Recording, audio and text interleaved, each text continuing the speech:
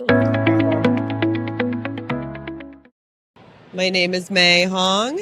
I am the speaking voice of Mira from K-pop Demon Hunters.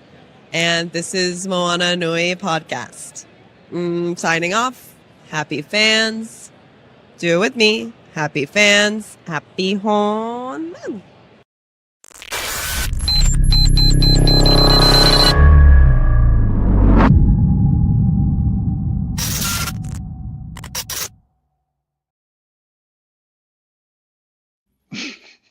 Good evening, ladies and gentlemen, and welcome to our February edition of Moana Nui After Dark Presents Whatcha Watchin. Tonight's main point of discussion is Wonderman. And he said that with an attitude. I know, right? the reason, see, viewers, chat. The reason I may have seemed a little perturbed when I said Wonderman has nothing to do with the show. It has to deal with my panel here, because not everybody did the homework. Correction. Set this up since last show. They had 4 weeks. We set it up last show when the discussion when it was asked in the group chat, hey, what are we discussing? We said Wonderman and everybody the Burbs. said Wonderman. I didn't say the Burbs or Burb. I don't even know what the hell that is. The Burb word. I couldn't even tell you who's in it. I don't know nothing, and that's not even on my list to watch. It's Keke Palmer, but I didn't say Burbs because I haven't watched it. Is that a movie or is it on television? It's a show. It's a television show. On what? Peacock. Okay, well, right. All right, whatever. Exactly. So again, the homework was Wonderman. And I did the homework up to episode 5.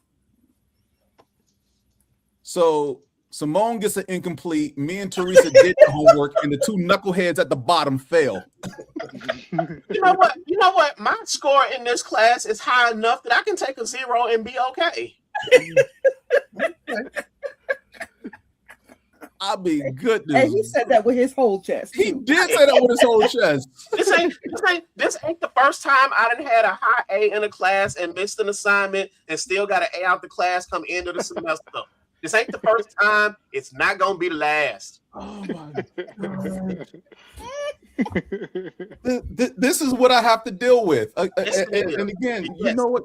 Y'all keep making me the responsible adult. Y'all know I don't like being the responsible adult. Well, there you are today. Why y'all like this? Why y'all like this? Where's Joy when you need her? She's in the air. Oh, man. In the clouds, yep. Oh my goodness, Is y'all she flying? right. Y'all right. Flying where? So, It's snow. Wonderman. Where's she going?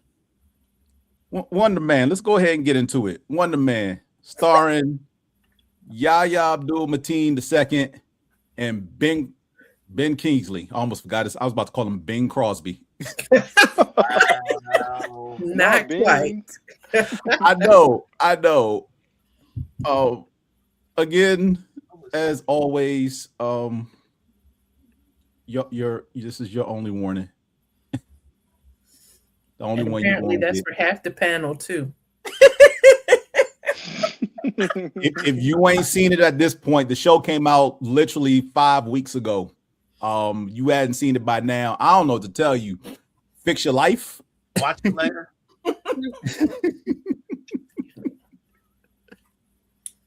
So they did the way they did the show, I felt was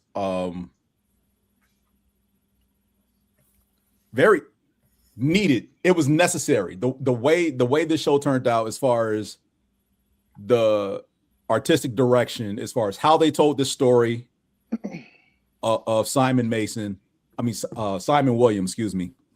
I'm confusing all my fictional characters. Simon Williams, and setting it up such that his family is Haitian.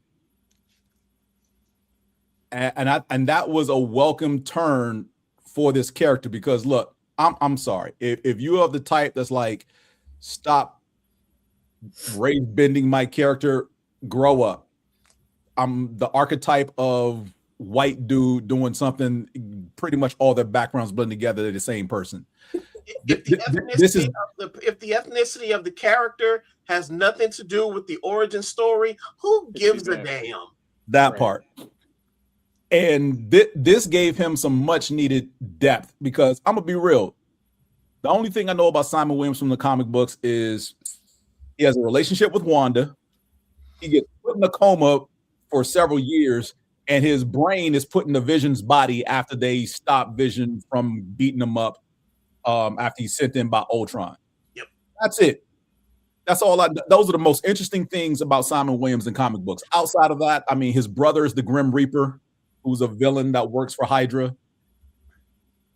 So his brother becomes the Grim Reaper? Yes.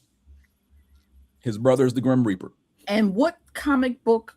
I didn't read those. That he gets put into Vision's body. His brain gets put into Vision's body, basically. Yeah. Okay. And that's how Vision falls. So the whole thing of Vision falling in love with Wanda is because of Simon Williams' brain basically being in Vision's body. Oh, so this was pre. Yes. Wait. So, but yeah, I thought the what was in Vision was a little bit of Tony, a little bit of.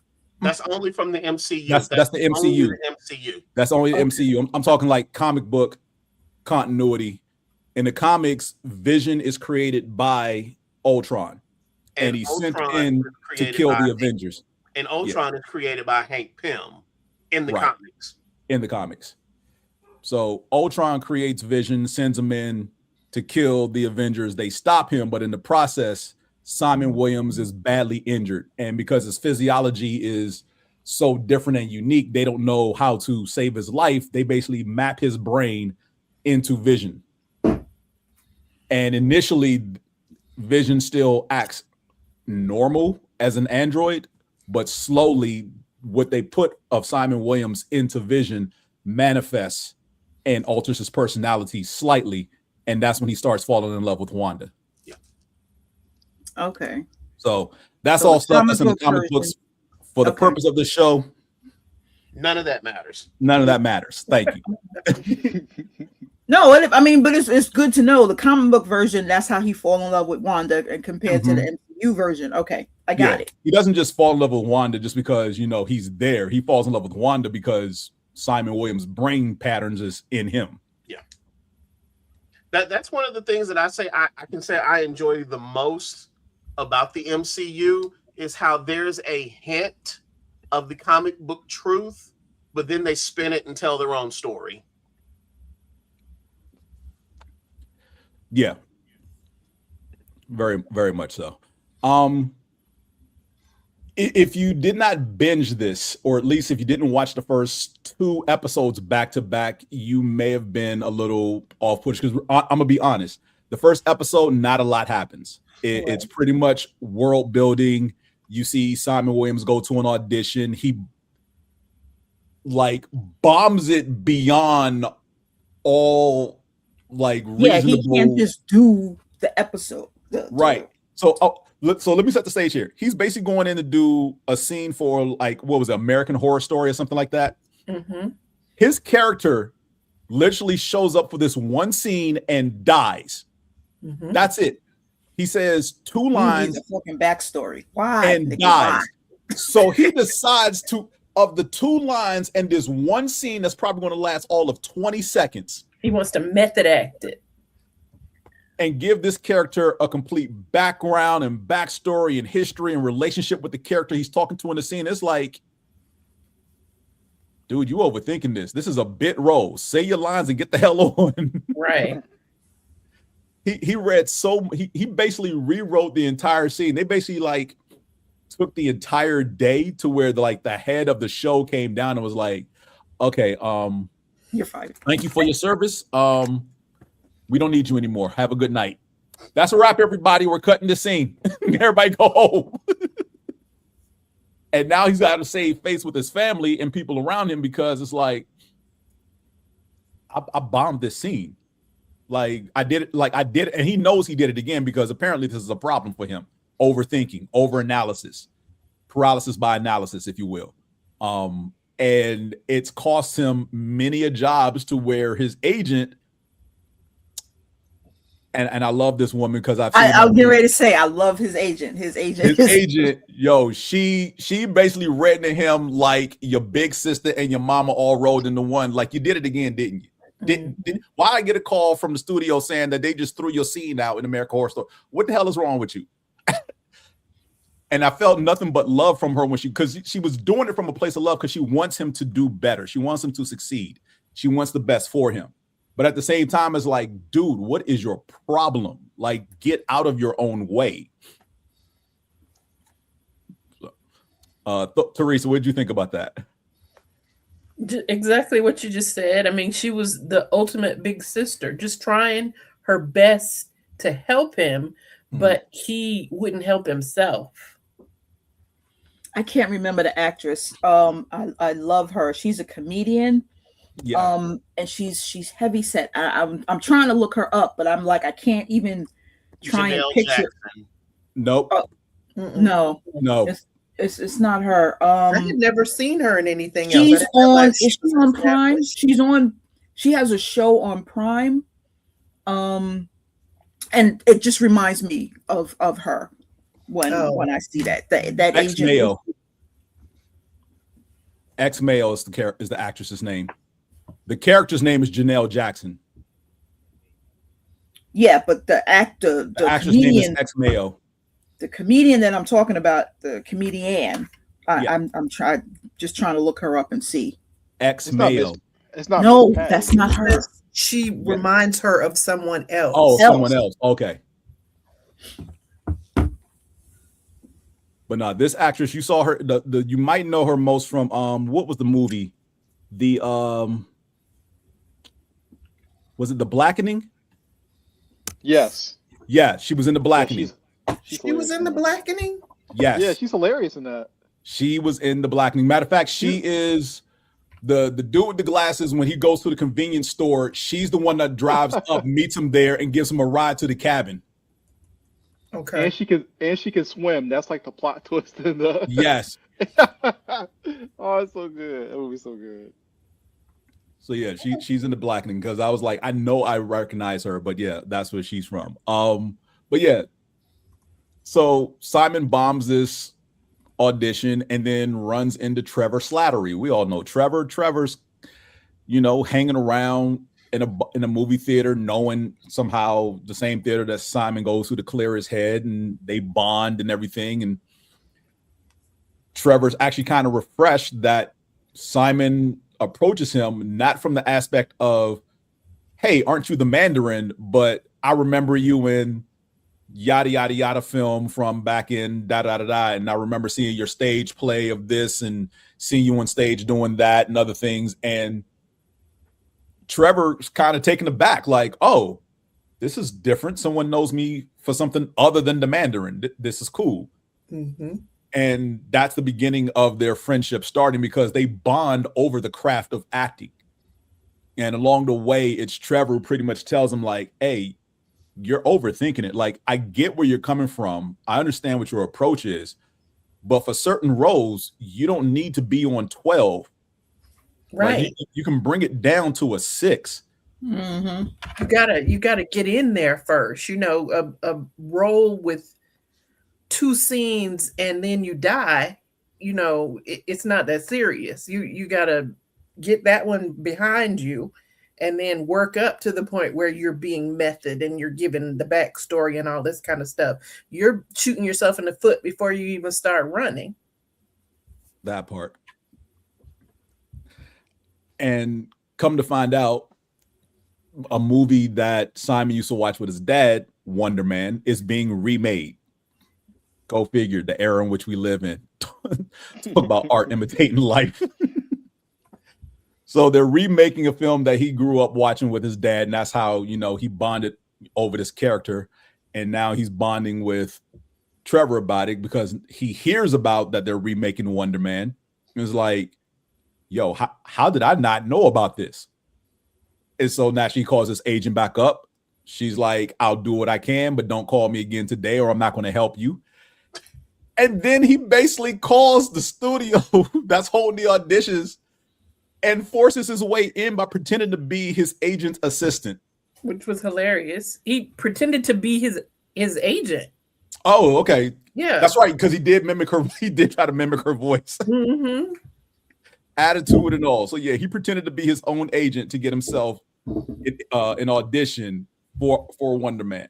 And come to find out, him and Trevor both get callbacks for the two lead roles. And what happens between there and when they actually do the audition is just a let's just say it's like Ferris Bueller's Day Off meets what was that stupid movie with McLovin? Dynamite, Napoleon Dynamite. No, not Napoleon Dynamite. Oh gosh, they're high school kids. Superbad, yeah. Superbad, yes. I didn't see any of them.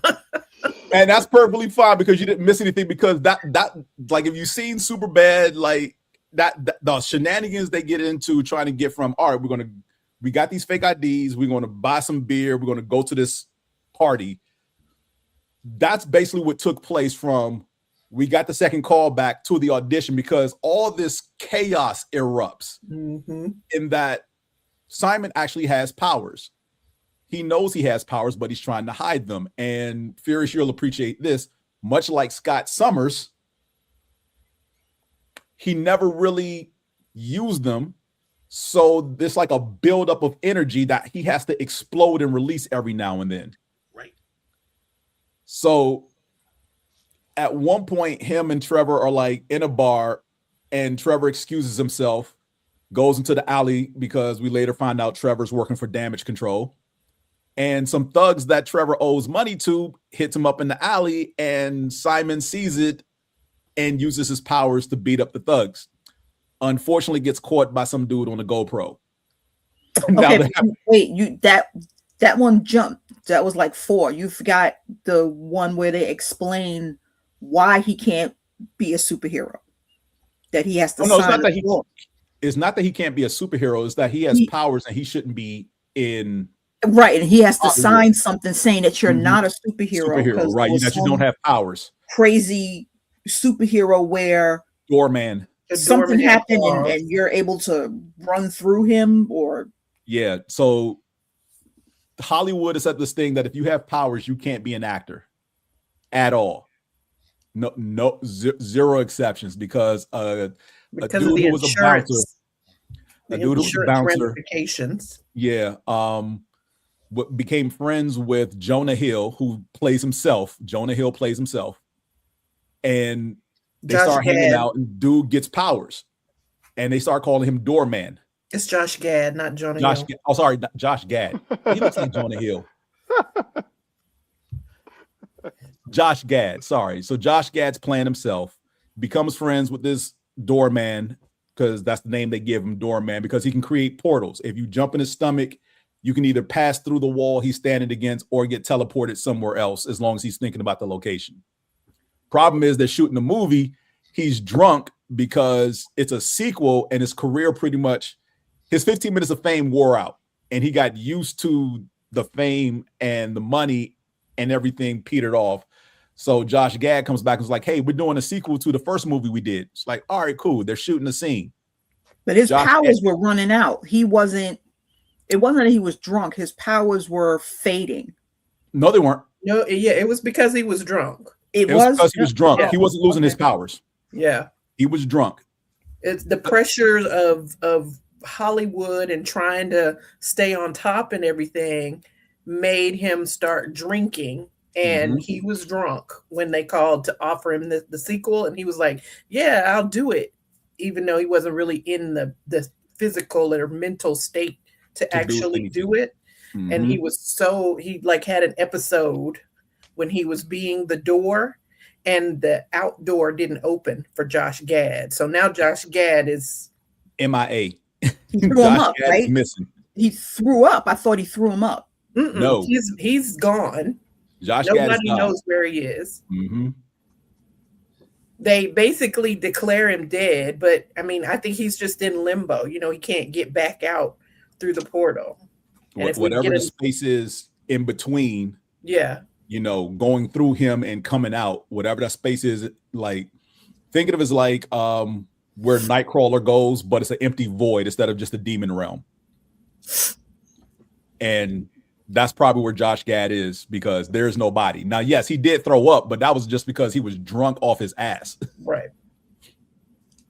So because of that situation, enhanced beings, people with powers, are not allowed to hold any acting gig whatsoever.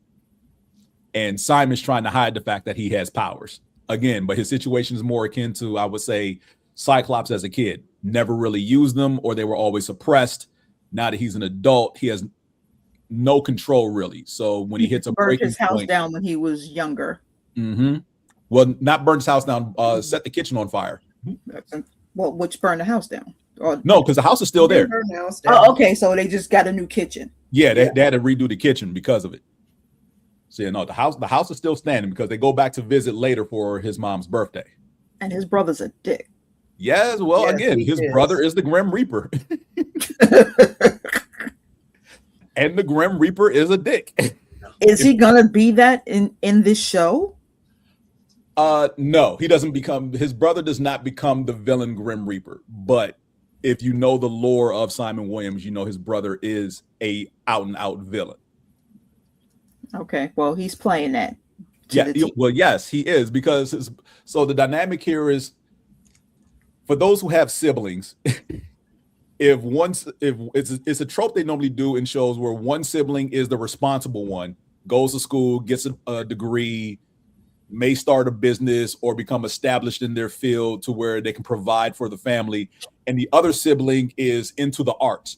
Doesn't matter what it is. Could be writing, could be acting, could be music or whatever, but they're struggling. Yeah. And because they're struggling, they're always, you know, things are looking up. This is just a downturn. I'm gonna be all right. I got some things lined up, you know, callbacks this, callbacks that. And his brother, as Simone said, his brother's being a dick about this whole situation. Oh, you got a callback. What does that mean? Well, it means that he goes to call me back for another audition. So you don't have the job. I don't know yet. But the way his brother responds to that is, yo, why don't you just quit this acting thing? You've been out there trying to do this for X number of years. I can get you a spot with my company. We got openings, put you on my team, learn the business. In 2-3 years, you'll be where I am, and I'll be, you know, head of such and such or whatever. And Simon's like, yo, I don't want to do that. And stop throwing that out there. But that's the dynamic they play up. Again, any show with siblings like that, you've seen this before. Like, it's, yeah, I'm better than you. I'm making this money. Mm-hmm. You're not doing nothing. Right. And your dream sucks because it hasn't manifested anything, you know? So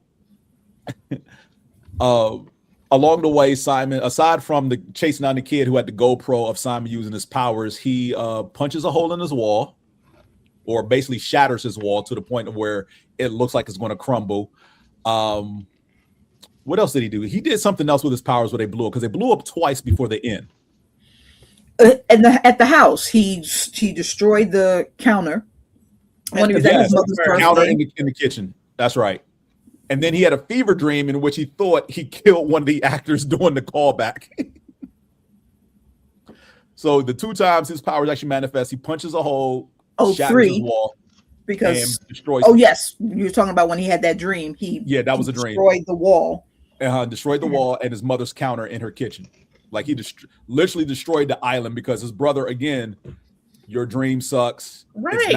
He just practical. Kept, and he knows mm-hmm. There's something up, but he just kept needling him until he had to release it. And he broke the stone count, the whole island, actually. Right. But I was like, you should have left him alone. You know? Much.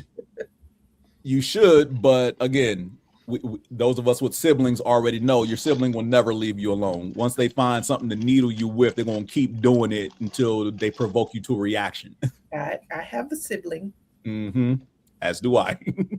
You and me both. So we all know how they like to poke and poke and poke and poke, but when you react, it's your fault. And is that because I'm the oldest, and we're not doing that, because I stopped that shit in a minute. We're not going back and forth, because I'll fucking take you out. Our mother is not here no more to stop me, and there's nobody on this planet that can. So you will meet her. Oh man. So I think it's right around the birthday party where they do the flashback of Trevor working for Damage Control. And we see that for whatever, because the last time we see Trevor, he's in Shang-Chi, right? Yes. Okay. So apparently he's flying back from whatever happened over there after the events of Shang-Chi. And the moment he hits the airport, Damage Control arrest him on the spot. And you're like, well, why are they arresting him? Well, if you never seen it, in one of the phase 1 movies, when it went to video, there was a thing called a one shot at the end called All the King's Men. And in it, he's being interviewed for what he thinks is a 60-minute style show as far as the Mandarin and everything. It turns out it's a prison break. They're getting him out. And it was the actual 10 rings that broke him out of prison, the real 10 rings. So because he was broken out of prison, he never finished his sentence for his role as the Mandarin from Iron Man 2. 3. So Damage Control has, he got flagged coming into the airport back into the States, and they was like, yeah, you're going to do a little bit of work for us, or you're going to go back to prison. And he was like, all right, I'll do the work. What is it? And it's pretty much to cozy up to Simon Williams and get dirt to prove that he has powers, because all they have is suspicion because of the incident when he was a kid where he basically blew up the kitchen. But there's no serious. What this company reminds me of the one in Monarch, the bad Monarch. Yeah. Not because there's a good Monarch and a bad Monarch. I don't know where Monarch turns bad, but it reminds me of the bad Monarch, where you need to work for me. There's a good Monarch. I'm not sure I agree with you on that, but we can have that debate later after season 2. Okay. Yes. Well, it reminded me of that. Go ahead. The funny thing is that what people have to remember is, I think the first time we see Damage Control is in one of the Spider-Man movies. And remember, Damage Control was set up by Tony Stark. And most likely, and again, I'm just spitballing here, because we don't have a true idea of when Damage Control was established, other than the flashback. What was it? The first Spider-Man film with Adrian Toomes is collecting stuff from the invasion of New York. And they come in and they take all the alien tech from him, or at least everything that he had on site. Wait, that was in Spider-Man right after the first Avengers movie? Wasn't what? Wasn't Damage Control created right after the first Avengers movie? Pretty much, yeah, like right afterwards. Okay. Yeah, so Damage Control has been around for a while. And again, started by Tony Stark. But since Tony Stark is no more, Damage Control has pretty much been doing their own thing. And again, because of what happened with Doorman, their office in California is basically about to be shut down because there's not enough work to go around. And they're trying to find a reason. Like, the guy who's over that office out there is like, look, some of you are going to be reassigned. Some of you are going to be let go. If we don't find a way to, generate, some arrest or whatever, or if things don't turn around, then this office is going to close. And so one gung-ho agent decides that, all right, I got something, but I can't say what it is because, again, no proof really exists. Because when Simon Williams was seen as a kid after his kitchen blew up, there was nothing. When they show the scene, he's sitting on the doctor's table, clothes are kind of tattered up, look torn, burnt, whatever. And he's perfectly okay as a kid from when the kitchen blew up or whatever. And so they're basically like twisting the story a little bit so that there's not too much of an investigation as to what happened. So they pretty much chalk it up to because he was what 18 years old. He turned the stove on and didn't pay attention, and something caught fire. Yeah, something else in the kitchen caught fire, and the whole kitchen went up in flames. That's basically the story that came out. But again, he has no burns. Mm-hmm. So they were saying he was lucky. Mm-hmm. So at the time they said he was lucky, but since that doctor's report is out there because the fire department had to come in and they took the story, that's an official report now. Damage control has access to it. And it's like, well, this is weird. How did kid start a fire in the kitchen and not get burnt? Mm-hmm. And is Damage Control the same company that was in Spider-Man Homecoming? Yes. Okay, cool. And Ms. Marvel. Yeah, that's right. They were in Ms. Marvel. Because Ms. Marvel is pretty much a turn to where Damage Control becomes a bunch of dicks. Yeah. But the whole thing, the whole case that they've got him trying to, investigate or whatever, it's trumped up. He's talking about what a dangerous individual Simon Williams is, but he's never done anything to hurt anybody. As a matter of fact, he's very conscious of not doing anything to hurt anybody. When he does get all, pent up where he's got to release, he makes sure that there's nobody else around so they don't get hurt. So the whole thing is, and Trevor Slattery comes to realize that as well, that he's a nice person. He's a good guy. He's not doing anything wrong. He's just got some issues like all the rest of us do, but the rest of us can't blow shit up. So he sees it with the family that he don't has advertise that problem with the family, and we can't blow shit up with our minds. Yeah, let's put it like that. Because if we could, nobody would be here. Yeah. I say that every time I'm driving. I'm like, it's a good thing I don't have powers, because cars would be flying into space. The opinions expressed here are not explicitly those of the Moana Nui network. Do not assume that the individuals who are speaking about powers. I would sure be throwing people into space. Oh, Atlanta traffic, yep. I'd at least be throwing them out of my way. But I wouldn't want them to land on somebody being angry. I'd just be like, shh, and I'll just flick them up in the sky.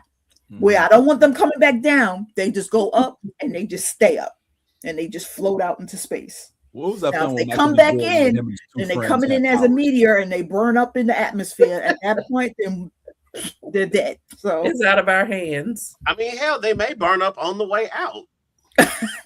True. Either way, they're burning up and they're out of my way. Chronicle. Y'all acting like the kids in Chronicle. Yeah, that was a good movie. Yeah, that was a good movie. Chronicle is a film. This pair set of brothers and Michael B. Jordan, because he's friends with them, finds something that crash lands. All three of them touch it, and they all end up with powers. I've seen the trailer for that, but I never saw the movie. Yeah, the thing is that the younger brother is kind of sheltered. Trouble. He's very troubled, and they try to do everything to make him stand out and be the life of the party and everything, and help him get friends and stuff. And it's just not a good thing. And his troubled mind gets the best of him, and he kills Michael B. Jordan, and then his brother pretty much has to kill him. Yeah. Damn. Yeah. It's at the Seattle Needle, I think. It's a good movie. If you haven't seen it, check it out. But that's basically what Simon Williams is. He's not like Teresa said. He hasn't done anything, and he's aware, but he's still living his life. Everything's perfectly fine. Trevor Slattery, because one of the first things that happens, I think the opening sequence in the first episode, I skipped over this. His girlfriend is leaving. His girlfriend is literally breaking up with him, like packing up. She has movers in there, packing up her stuff. She's like, why are you home? Well, yeah, she was trying to leave. She was trying to leave while he was gone, but then he messed around and got fired and came home early. Because he wasn't supposed to be there. Right. If he had did what he was supposed to do for the American Horror Story audition, Right. She would have been gone. She would have been gone by the time he got back.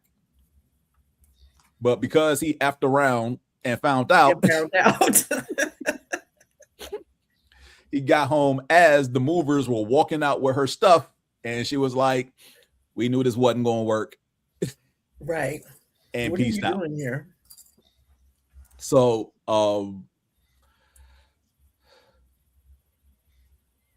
where we leave off, Simon and Trevor, so we know now why Trevor's buddying up to him, but like, as I said earlier, Trevor realizes that Simon's a good dude, and he's actually formed a genuine friendship with him because, again, Simon is the one person, because they make a point of doing that. And if you pay attention to this, every single person who introduces themselves or when they meet Trevor Slattery, the first thing out of their mouth is, "Weren't you the Mandarin?" And they make a point that every single character that he meets, whether it's for the first time or someone who thinks they've seen him type thing, that's what they bring up, the Mandarin. It's like, yo, the Mandarin's knocking on my door. Right. Except Simon. Simon's whole thing is, this is a fellow actor. I need to pick his brain because he's been in the business for X number of years. Who's the dude? Oh gosh, what's that guy's? Joe Pantalano? Joe Pantalone. It's Joey Pants. Cypher from the Matrix. Yes. What was he? He was the reporter in the Daredevil movie with Ben Affleck. That dude. He was in wasn't he in Beverly Hills Cop? Bad Boys. Probably. Bad Boys. The Bad Boys. Bad Boys, yes. Yeah. He's the captain in Bad Boys. Yeah. So he's in this film as himself, but also a colleague of Trevor. And to finalize a callback for the Wonderman film, Simon has to create, a monologue scene from anything. His choice, whatever he wants to do. He just has to do a quick little monologue, send it in to the people running, doing the auditions and whatnot. He does that. He's pretty much shooting, a lock to get the call back. But he's running around trying to figure out where to do it. Trevor comes to his place, sees the walls, like, all right, well, we can't do it here, so let's bounce. They try to go to one of those, creator studios where they basically like let you use a room for X number of time to shoot all your content, whatever. They try to go there, doesn't work. They try to go to Trevor's house, but one of his neighbors is playing loud music or something, so that doesn't work. That doesn't work, and that's how they end up at Joe's place. But come to find out, Trevor's pretty much apprehensive to go over there because he feels that Joe stole a role from him back in the day. Wasn't the case, because Trevor was strung out. He was messing up lines. Basically, he was doing a Patrick Dempsey on Grey's Anatomy. And for those who know the story there, you already know what I'm talking about. He was late. He missed rehearsal. He screwed up lines. He was always high and or drunk. And they basically killed off his character and made Joe's character the lead. But the way Trevor remembers it, because, again, he was not in a good place, he thinks Joe cozied up to the showrunners to get him kicked off the show. Yeah, and stole his spot. So they do the thing. Joe is just like his brother. He's worse than his brother because he talks to him, but it's more of a, oh yeah, you're a good actor, but then he dings him at the same time. So it's kind of fucked up the way he does that. And I like how it was very fucked up. And then Simon jumps in and saves him. He's like, you don't understand. He is a good actor. And then I think that was the last straw for him, where it clicked in his head, like, Simon is a good guy. Right. Yep.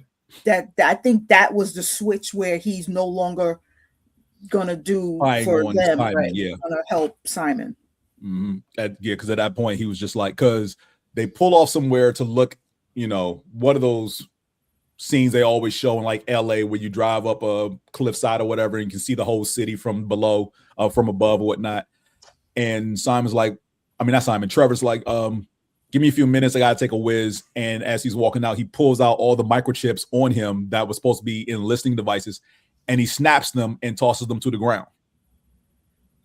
It's like, yeah, I can't do this. Like, this is a good dude. And he actually sees me for the actor I am instead of just a fuck up or the Mandarin. So they go do the call back because they end up going back to Simon's apartment. They do it anyway. And that's when Trevor sees the shattered wall that Simon tried to hide with a curtain. They send it in. They get the call back. They both show up to the dude's mansion. Simon, again, overthinking. Almost squanders his moment there, but ultimately they get cast as the two leads. And when they're on set about to do something is when Simon finds out Trevor's been spying on him. And Trevor owns it. He doesn't duck it or anything. He flat out owns it. Like, yes, I was told to spy on you by damage control, but I didn't know what I was getting into. I was basically trying to keep myself out of jail. You're not what they say you are. I've seen who you are. I've met your family. You're good people. And the world needs more people like you. Like, so don't worry about anything. Like, again, I'm sorry. But all Simon heard was, yeah, I've been spying on you. And like, he loses it because now he's hit one of those breaking points. He can't contain this. This is not some little, all right, I can swell this down to just punching my wall. Nah, he walks right into one of the buildings on the Hollywood lot and lets all his power release and blows up the building. And because of that, it triggers on a seismograph. That's how big the explosion is. It triggers a seismograph. So he's driving around all night and going home, and he thinks he's about to be arrested because he turns on the news and they're talking about the explosion at the studio. So I forgot who was he talking to? Was he talking to Simon or was he talking to one of his relatives? About what? When? Simon. When he turns on the news and he sees the cop cars because they're talking about the explosion and everything, he thinks he's about to get arrested. Was that when he called his mom? I think so. His mom that last time? Yeah, he was calling his mom. And then Trevor called him afterwards. So yeah, he's like, Mom, I'm sorry. I tried to hold it together. You know, I tried to do the right things. I tried to do everything was right. No matter what happens, I love you. I'm sorry. I wish things could have worked out better. She's like, baby, what's going on? He's like, don't listen to anything they say about me. It's not true. And then Simon calls. I mean, not Simon. Trevor calls him. And now we see things from two perspectives. It's Trevor's voice on the phone to Simon in his apartment, and the police or damage control as they're getting out of their vehicles, running up to a building. And you're thinking, all right, they've caught Simon. And instead, they bring out Trevor, because Trevor, while he's on the phone with him as this chase, the sequence is happening with the police, he's telling him, you don't have to worry about anything. I'm going to finally do what I should have done and take full responsibility for all my actions. And you're too good of an actor to end up behind bars. So I'm going to do what I should have did in the beginning when they approached me to spy on you. Everything's going to be fine. Continue to go on about your business. Don't worry about it. Everything's going to be okay. Again, I'm sorry, And he hangs up. And Simon's kind of like miffed, like, what the hell is he talking about? Right. So he turns back to, because now at this point, he's not looking at the TV. So he doesn't see what's happening. But as he turns back into the TV, that's when the police come out and they bring out Trevor in full Mandarin garb from Iron Man 2. They made him put that on? No, he put it on. He put it on. He put it on himself. He decided to take the fall. He took the fall for the explosion. Mm-hmm. Oh, to clear Simon. So, and what he ended up doing was send a video out. Did he send? He either sent it out. I think he sent it out over the internet. Again, talking about America. You know the whole shtick he did in Iron Man 3. Iron Man 3 with the Mandarin, like America. History is a teacher. Like he does a whole Mandarin spiel from Iron Man 3. He does a little speech about how corruption is from within, and the entertainment industry has been rotting your minds. And last night was a demonstration of things to come, and I'm still not done yet. I've always been here working in the shadows. Yeah, he puts that video out. So Damage Control now thinks he's the one that did it. And the guy who was going after Simon Williams arrests him and is like, what did you do and why did you screw me on this? He's like, I have no idea what you're talking about. I have and always will be the Mandarin, and this is the way things work. And dude's like, I had enough of you, and just shoves him in the car and sends him on his business. Simon goes on. They finished the movie of Wonderman. Great premiere. He's the talk of the town. The role that Trevor lost because he took the fall for Simon goes to Joe P. Goes to Joe P. And the movie's a big hit. His brother actually says something nice without being condescending. Right. Wow. That's a first. Right. And you think, well, surely this can't be the end of it. It's not. Because of course it can't be just that simple. No, it's never that simple. So Simon is cozying up to and butting up with one of the guards at the prison where Trevor's being held. Well, he has to frame it as he was studying for a role in a movie. Right. Mm-hmm. Studying for a role in a movie as a prison guard or whatever. Mm-hmm. So he's going in kind of undercover to work with this guy, regular guy, prison guard. He's staying at the guy's house, eating dinner with his family and everything, and going to work with him to see how, the ins and outs of working for this prison. Now, I don't know which prison this was supposed to be because there was no signage on it. So I know it wasn't the Raft, and that only leaves the Vault and the Big House. And I don't think it was either one of those. And definitely wasn't 42 because 42 exists in another dimension. So I don't know which prison this was supposed to be for Damage Control, but they get in. He's doing a shift with them. And at some point, he gets separated from the guy because it's supposed to be together the whole day. It's like if anybody asks, you're new trainee, whatever, but just stay with me the whole day. But they get separated. He ends up in the wing where Trevor is and breaks him out of prison because now he has a handle on his powers. Okay. Full handle on his powers. And Trevor's like, what are you doing here? What have you done? How are we getting out? Like, you got in here, but how are we getting out? He was like, just keep your head down and mind the debris. And he flies straight up through the ceiling and the wall. And it's at this point that the guy who pretty much was stalking Simon, the Damage Control officer who was stalking Simon, is talking to his boss and is like, the epicenter of the blast from the night at the Hollywood lot shows a high concentration of ionic energy. And if this guy can harness blah, blah, blah, whatever, and they tell it off because, again, another explosion happens, it's Simon busting his way either in or out at this point. So they run to where they hear it and notice that there's a hole in the ceiling of Trevor's cell and scene. That's how the show ends. Okay, so if to me it's like you have this person, you had the fucking Avengers, why can't you just have another superhero? You are the government. I see that you have this your powers. Why don't you come and work for us? Not that that's a good thing, but if you had superpowers, would you want to work for the government? No, I'm just saying it's not a good thing.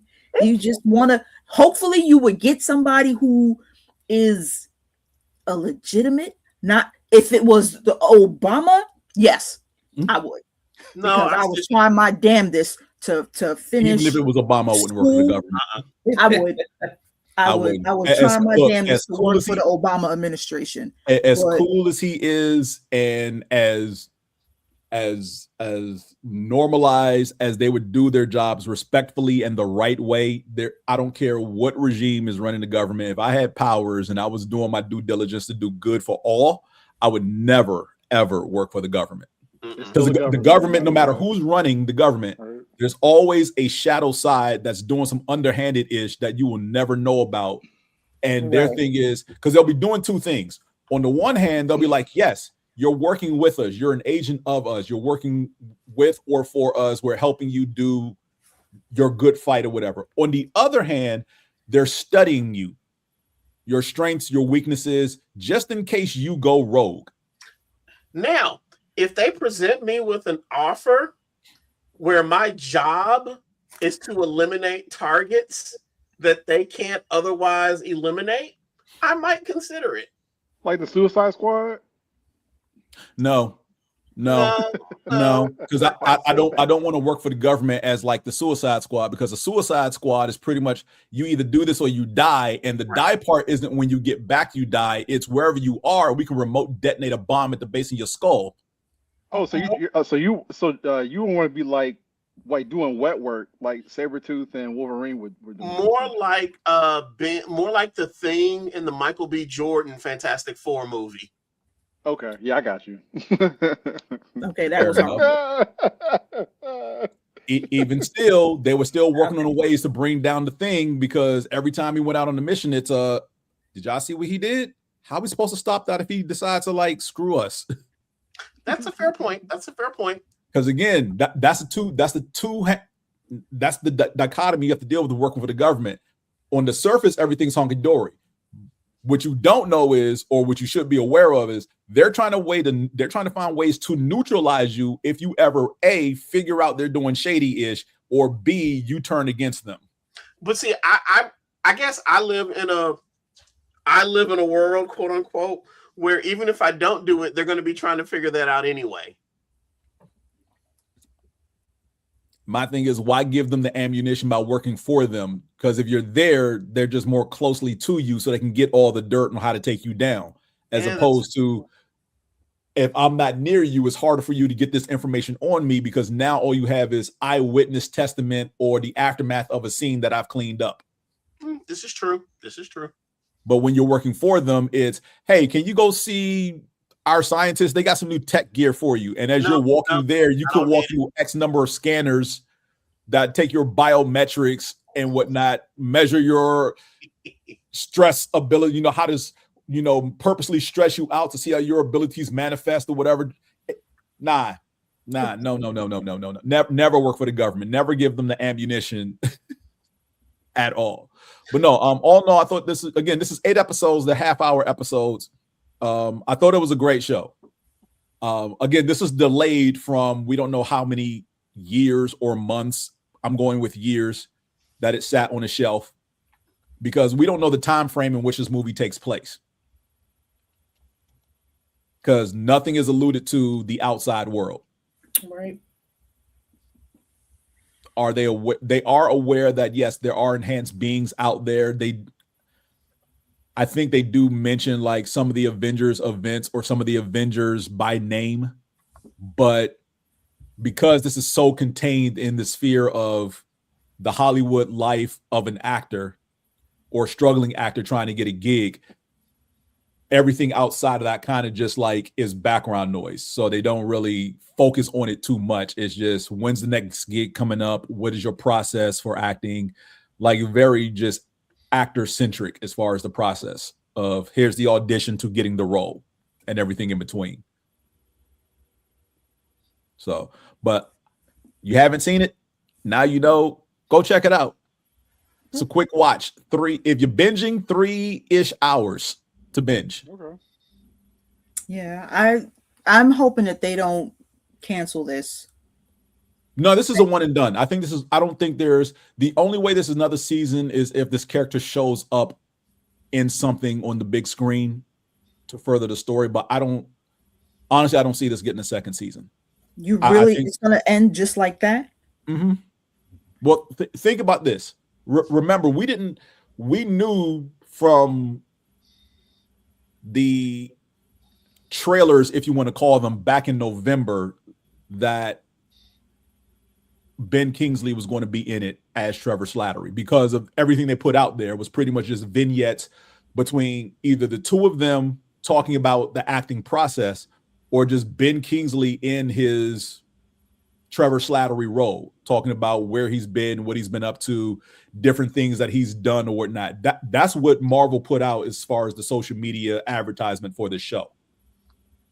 Because it wasn't like traditional advertising, like catch Wonderman on this date or in this month or coming soon. It was just those vignettes that they put out there on social media. So we don't know. Like, I don't see this playing out that way, because again, we didn't even think, because my thing was, how does Trevor even play into this series if he's going to be in it? Right? Because again, the last time we saw him was in Shang-Chi, and it didn't look like he was going to leave, you know, because he was where Shang-Chi's mother was with those people. That's where he was, you know, hanging out at the end of the film. So no one knew that he was actually going to leave or try to come back. I don't think he mentioned anything about trying to come back to Hollywood. He was just kicking it and enjoying his life out there. He knew that he was busted out of prison by the 10 Rings, and somewhere along the way, because they were basically going to kill him for playing the role of the Mandarin, the Shang-Chi's mom's people got a hold of him and basically, you know, left him there. So, I mean, I wish they do better with their advertisement for shows featuring minority leads, because between this and Ironheart, I'm highly disappointed. Yeah. As far as the advertisement and how they've been the way they've not been promoting these shows. Not exactly. Until they've only promoted these shows after they release, and when we on social media make noise about the show, then all of a sudden it's, oh, we've got a hit on our hands. Let's tell people, hey, watch Ironheart only on Disney Plus. Watch Wonderman only on Disney Plus. Catch all episodes that are now available or whatever. Like, they got to do better. They got to do better. My thing is, whether you had this show sitting for 3 weeks or 3 years, the moment you decide we're going to put it out there, you like put as much love and care into it as you would, say, Hawkeye. I was gonna say they haven't been promoted, because like I know Daredevil Born Again comes out March 4th. That's like next month, and I haven't seen a ton of promotion about that. Oh well, no. I have. They started promoting that right when the calendar turned to 2026. All the promos for that dropped, and they were just like, "Hey, Daredevil's coming in March." As of January 2nd, they ain't slow down on nothing on that one. Right. They promoted, if I'm not mistaken, they promoted a lot in Wonderman. Yes. Really? There's lots of commercials for it. Mm-hmm. You know, not in the show, but the commercials run. Yeah, in the break. The advertisements they do for, you know, you if you're on a streaming platform, you start a show, but they put an advertisement for something else on the platform. Yeah. For 3. Is it 3 or it's like 2 or 3 episodes of Wonderman before they start. Yeah. Damn near 3-minute trailer for Daredevil Born Again. Yeah. 3 minutes. Right. Like, and I caught it on episode 1 because I'm like, oh, Daredevil Born Again. How do I skip this? Because I'd already seen the trailer on YouTube weeks prior. Again, like I said, that trailer's been out there on YouTube since January 2nd. I didn't need to see it again. I had seen it 3 times already. I'm here for Wonderman. I don't care about Daredevil right now. Daredevil can worry about that when Daredevil comes out next month. This was January, whatever date it was that I was binging this show, and I'm like, I don't care about Daredevil. I want this Wonderman right now. Like, skip. Every time I saw it, skip. Yeah, that's why they said they're gonna make you care about Daredevil. Right. And my thing is, look, I already do, but here's the thing: if you would put as much care into promoting Wonderman as you did Daredevil, you wouldn't be complaining about, well, our viewership wasn't as high as we expected to be. Well, let's see, you made the show, you buried it for X number of time, you didn't do a good job of promoting the show. If you promoted it the same way you did Daredevil, you wouldn't have to worry about, our viewership, people would have known about it. The only thing that sucks about that is it's like, because Wonderman was successful, they could be like, see, we didn't advertise anything, and people still turned out to watch it. And it's like that nonsense is justified, and that's the part that I hate, because it's like it's a double-edged sword. And unfortunately, you're right. They will use that going forward for other minority-led shows. We don't need to put much behind publicity because because they know that we're going to do it, and they're going to get free publicity because we're going to push out the shows that we love. Yep. They got to do better. Yeah. Absolutely. They got to do better. Marvel and DC both. Jesus. You know, see, why you got to find a way to sneak DC into this? We ain't. This is a Marvel conversation. DC your way out of this. You knew it was coming. You just couldn't help yourself. Oh my gosh. All right. Shenanigans. Any final thoughts for those of us who have finished Wonderman? Basically, Teresa and myself. Right. Teresa, your final thoughts on Wonderman? I really enjoyed it. I almost watched it twice. I started a rewatch, but I didn't. I got like halfway through the next to last episode. But I mean, I saw the whole thing before, so I knew what happened. I wanted to rewatch, to get the nuances, and I really love the relationship between Trevor and Simon. Yeah, that's really from what I saw. That's what I liked. Yeah, and like there's memes on social media that say like, working somewhere will have you best friends with a 50-year-old man named Mr. Willie or something, somebody who is the polar opposite of what you are. And that's what Trevor and Simon were. They were kind of thrust into this situation. They're completely different, but they relate to each other because of the acting. And they got really close, and it was just really touching. I can recall, I'm a crybaby though. I'll cry. I cry on Hallmark commercials. I teared up several times when they were, having their little heart to hearts when Trevor was trying to talk him down from over analyzing and over method acting and stuff. And it's just a really like wholesome and really well acted relationship. And I appreciate that. That's what I really thought was so good about it. So I think it was great. In the beginning, I wanted to complain about them releasing all of the episodes at one time. I felt like it was, disrespectful until I watched it. And then I really didn't have a problem with it. Because the only alternative would have been to release it like maybe in halves. First 4 and then the other 4, but you couldn't have released that first episode by itself. You would have lost your entire audience because it didn't do anything but, like James said, just basic world building. So I couldn't even complain about that. It was great, and I do hope that I'm pretty sure we'll see him again though, because Trevor's on the lam again. Yep. And Simon coming into his powers. So and they know it's Simon with powers now. Right. Maybe he'll be an Avenger one day. Hey. Hopefully. I mean, he's been an Avenger in the comic. I would say definitely easily one of my favorite shows as far as the Disney Plus series. I put in my top 3 along with Falcon and Winter Soldier, and my third is a toss-up between a multitude of shows, and any of it could go there. Ironheart, Ms. Marvel. I put it above. I mean, even though I didn't see all of them, I still really enjoyed it. And I'm like with Teresa that it could not have been done weekly. Nah. It had to have been dropped because you would have lost everybody after the first episode. And that's the criticism I've seen. That's the only criticism I've seen negatively about this show, is that if they did this week to week, over 8 weeks with these episodes, because again, 30-minute episodes, you can knock this out, like I said, in about 3-ish hours. Episode 1, the way it ends is kind of like, what's happening? What is that it? Is that all we getting? You gave me a taste. Right. like what is this? So you quickly want to episode 1 makes you want to get to episode 2 because you're left.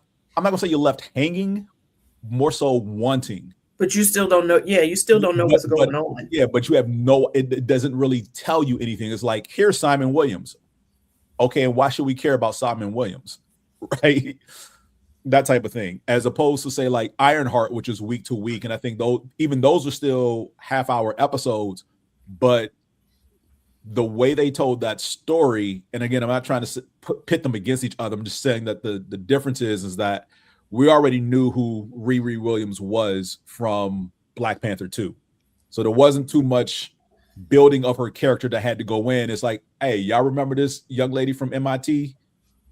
Start there. She's going home to Chicago, and this is what she's trying to do. Cool. So episode 1 of that ends, and it's like, all right, that was a good starter episode. Now that I'm looking forward to the rest of the season.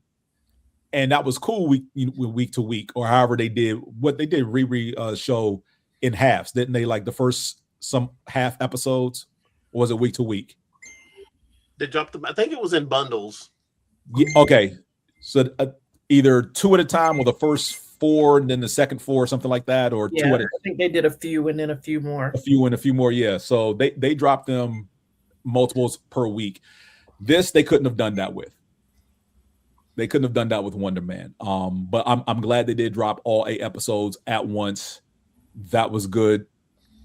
Again, for those who haven't started yet, you'll see what I'm saying when you finish episode 1, because it's going to be like, nope, episode 2, where is it? So, but yeah, definitely easily 5 out of 5 for me. Okay. Because it's a great take on the character of Simon Williams. Especially building, again, making his family Haitian, and delving into that dynamic of, their interactions, his upbringing, being Haitian American, and the dynamic between his, him and each individual member of his immediate family, his relationship with his brother, his mother, and his father. Are all pretty much explored at one point or another during the show. And mostly it's pretty much him and his dad once he finds out the Wonderman movie is being remade. So let me ask you this, James. Can you tell from watching if he and his brother are first generation Haitian born Americans and his parents are actually Haitian born Haitians? I believe that's what the case is. Yeah. Yeah. Because he talks about how the parents came over and then him and his brother were born here in the States. Okay. I do think they mentioned that. And if not, it's kind of alluded to that his parents came over from Haiti and he and his brother were born stateside. Yeah. Because at the mom's because that accent is really thick. You wouldn't be born here with a thick accent. Yeah. Like that. Because the extended family that shows up to the birthday party kind of expands on that as well. You can tell which relatives came from Haiti and which ones were born stateside.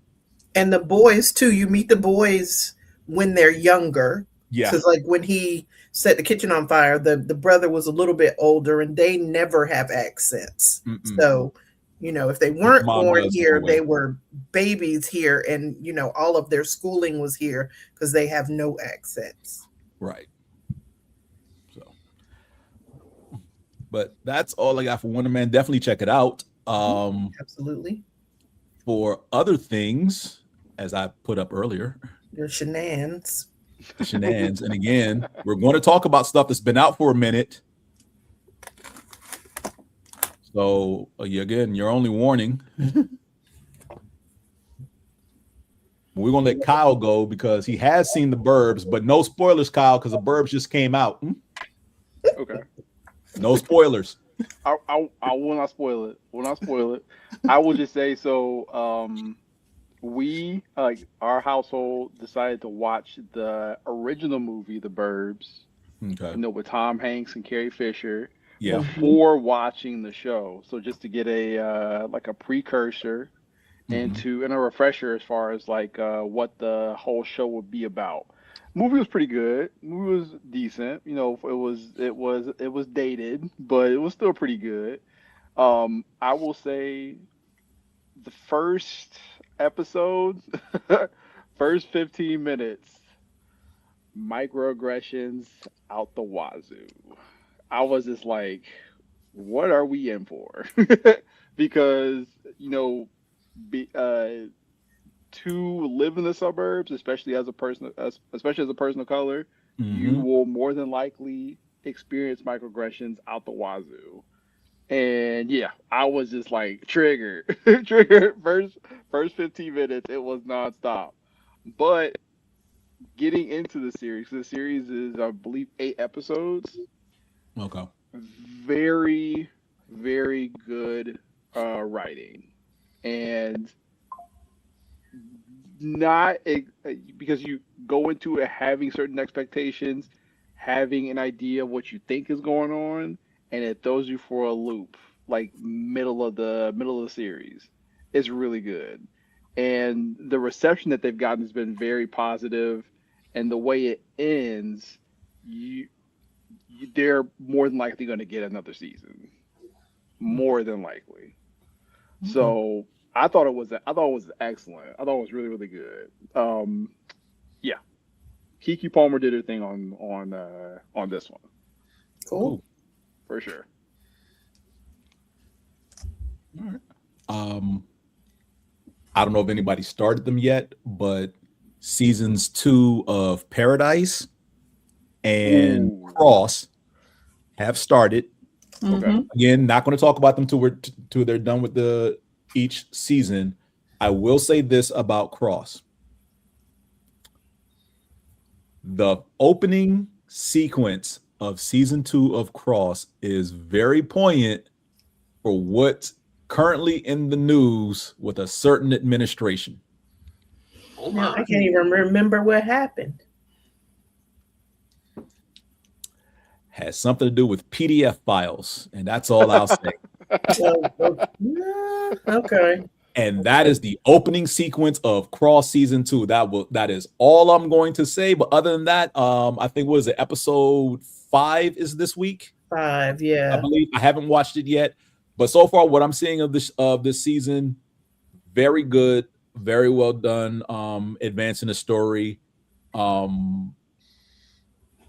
Again, relative to current times as far as what's going on, as far as this case, without trying to give away any spoilers or whatever.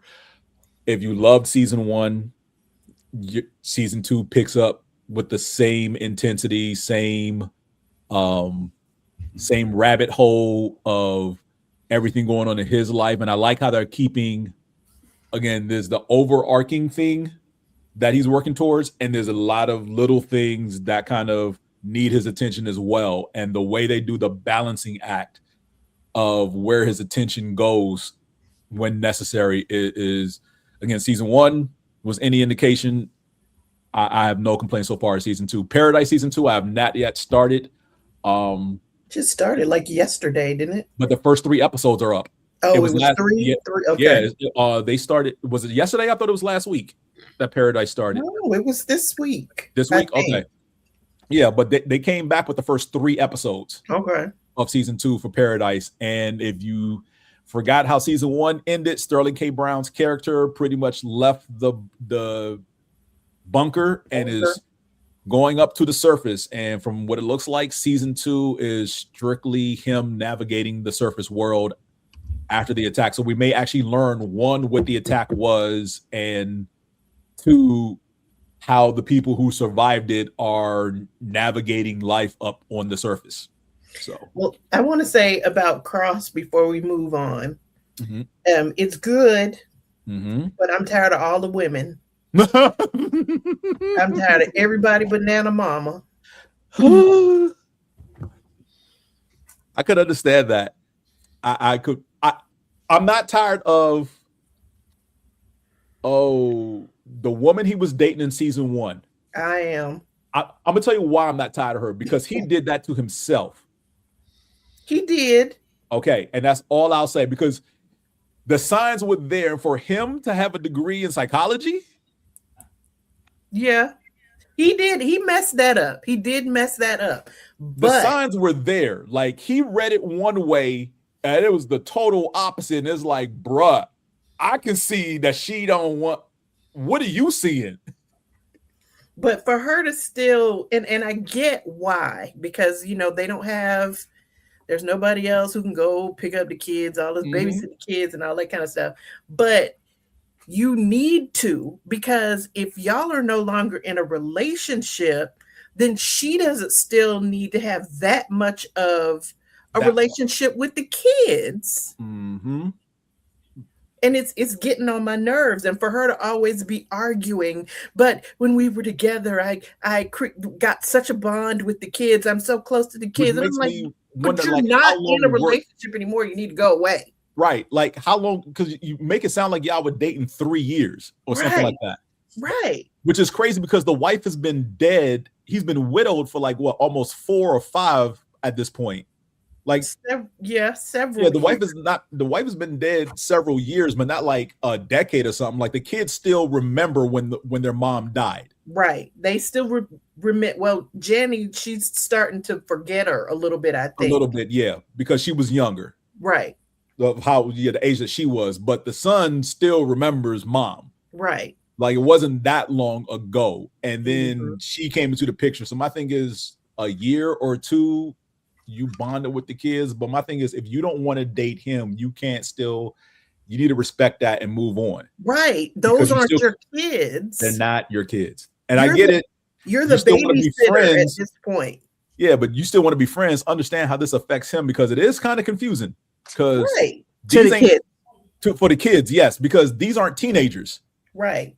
Like the boy is like middle school, if that, and the girl's like because a year's gone by, whatever, our time, but Showtime looks like those kids look like they age 2 years. And so, like, what happens if he does get into a serious relationship with somebody else?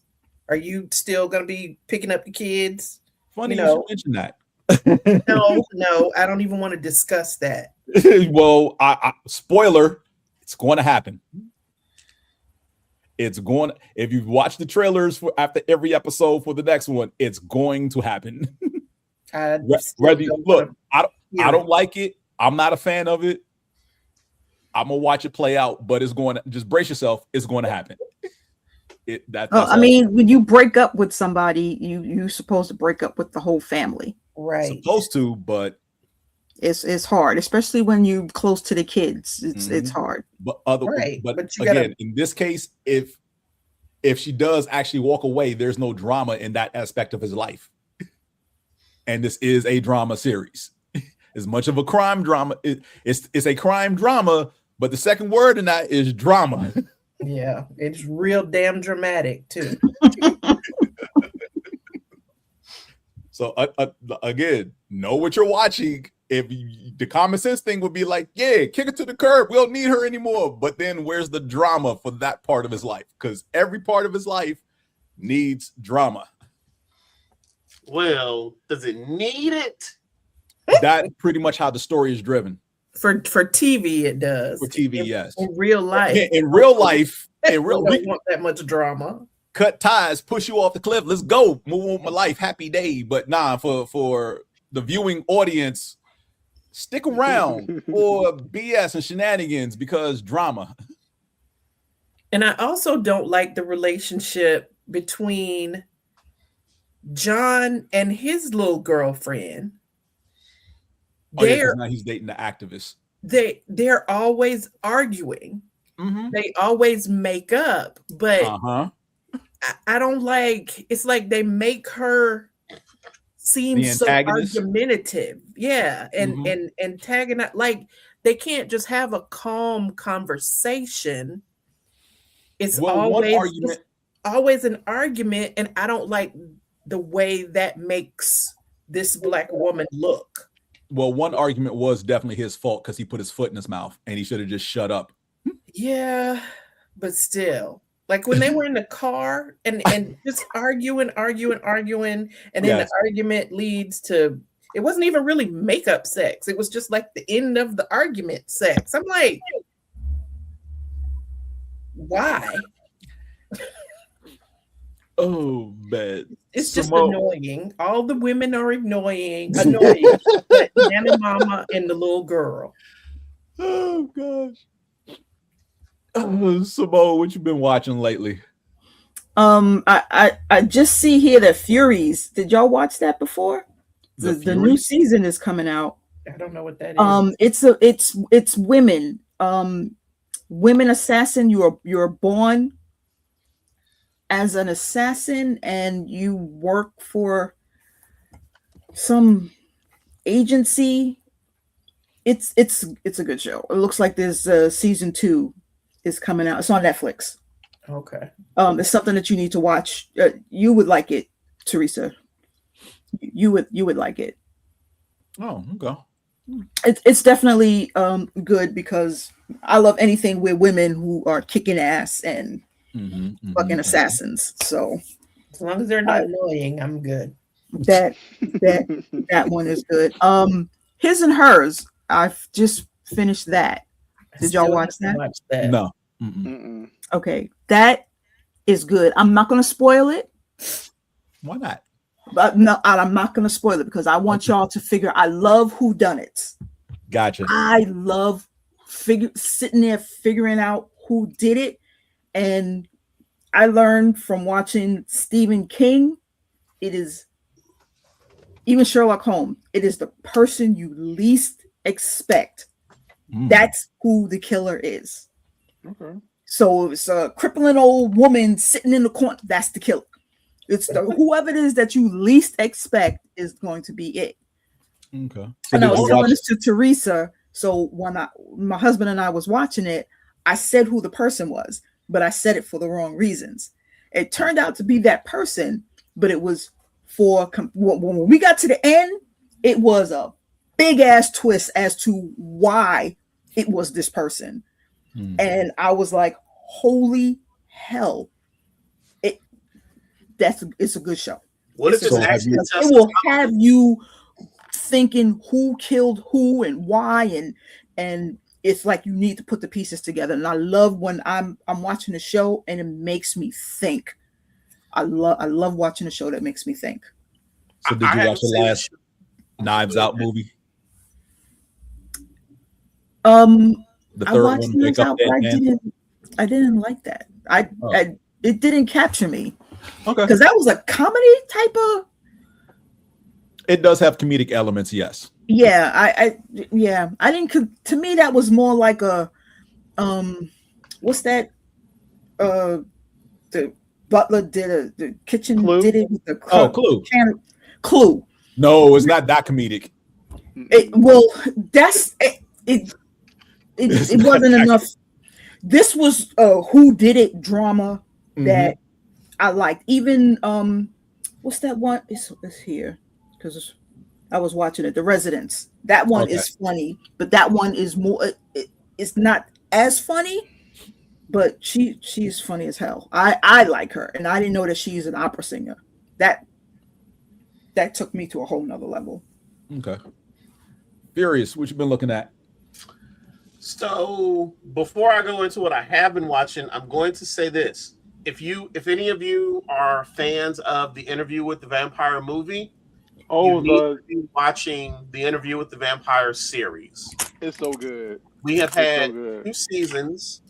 Season 3 has been announced, and I'm pretty sure they're done filming. What I like about season 3, and they've already announced it, Akasha, Queen of the Damned, is going to be on season 3. And the woman that they have playing her, I don't know who the lady is, but she is the most beautiful, has just this dark chocolate skin. Oh, she is just beautiful. I think she's going to make a good Akasha. And explain to me how Akasha is going to be on Interview with a Vampire. Because Akasha is the reason that Lestat is alive. Remember from the movie, what was it? How did they play it out? I'm forgetting the details, but she's the reason Lestat is still alive. the actress's name. Yeah, is he bites her or drinks her blood. Mm-hmm. But that's when she's already. So this is her prior to being a statue. I would say, that's a good question. We don't know. They haven't established the exact time period it's going to be. Because Interview with the Vampire, the series, kind of jumps the timeline a little bit. Not a lot, but a little bit. But yeah, so if you're a fan of the movie, I definitely suggest watching the series, especially since they're bringing in Akasha for season 3. As far as what I have been watching, I believe I think it's on FX. It's a show called The Beauty. Mm-hmm. Yes. Yeah. The Beauty is so good. If you're not familiar with it, essentially a formula has been developed that if you are injected, it converts you into the most beautiful version of you that there can be. It is a very painful transformation. Mm-hmm. Almost kind of what happens when you get gremlins, when you feed gremlins after midnight.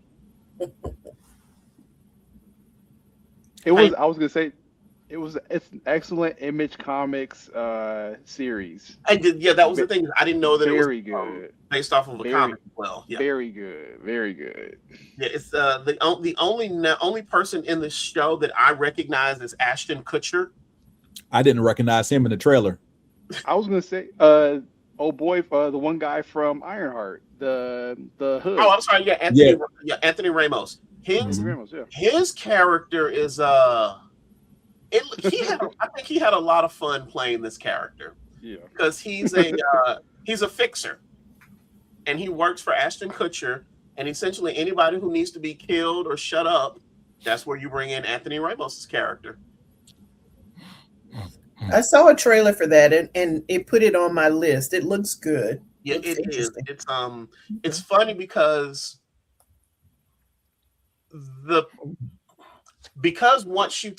once you're injected with the serum, you look nothing at all like you used to look. Mm-hmm. Again, complete physical transformation. There's this one character on the show that he's this depressed, overweight black character who has horrible luck with women, horrible luck getting a job. I won't say how he ends up getting the serum, but once he gets the serum, he is the peak physical attractiveness that everybody falls in love with. Confidence goes up because of how beautiful he is and all that good stuff. Now, you see this in the trailer, so this isn't a spoiler, but after a certain amount of time, if you don't get your boosters, essentially, because of how fast your metabolism is working, you will burn up and explode. Mm-hmm. I'm sorry, explode? Explode. Please tell me Bella Hadid blows up, because I don't like her. Wait, I don't know who that is. That stupid. The Hadid, one of the sisters. Is she the FBI agent's partner? Ruby. Because I don't actually know any of the other characters' real names, like I said, except for Ashton Kutcher and Anthony Ramos. Her name is Ruby. I just want her to die. That's all. Hold on, let me see who she is. Oh my gosh. Anthony Ramos is the assassin. Mm-hmm. Yeah. Hold on, where's Ruby? Ruby. I don't see Ruby in the cat. What's Ruby's real name? Bella Hadid. Are you? I don't see her on the cast list. Yeah, dude, got Ashton Kutcher, Evan Peters, Jeremy Pope. Anthony Ramos, Bella Hadid, Rebecca Hall, Isabella Rossellini, Isaac Cole Powell. Ooh, Megan Trainor is even in it. Bella Hadid. Let me see who she is. Oh. Okay, so I'll tell you why I didn't know who she was. She's only in the show for like 5 minutes. Okay. And does she get killed? Maybe she does die. She's the first person that you see explode on the show. There you go. That's all I needed to know. Thank you. Yeah, I just looked her up, and now that I see who she is, yes, she plays. They don't show you what she looked like before the injection, but now that she's had her injection, she's had a career as a supermodel for about 2 years. Duh. That's what she does in real life. Oh, okay.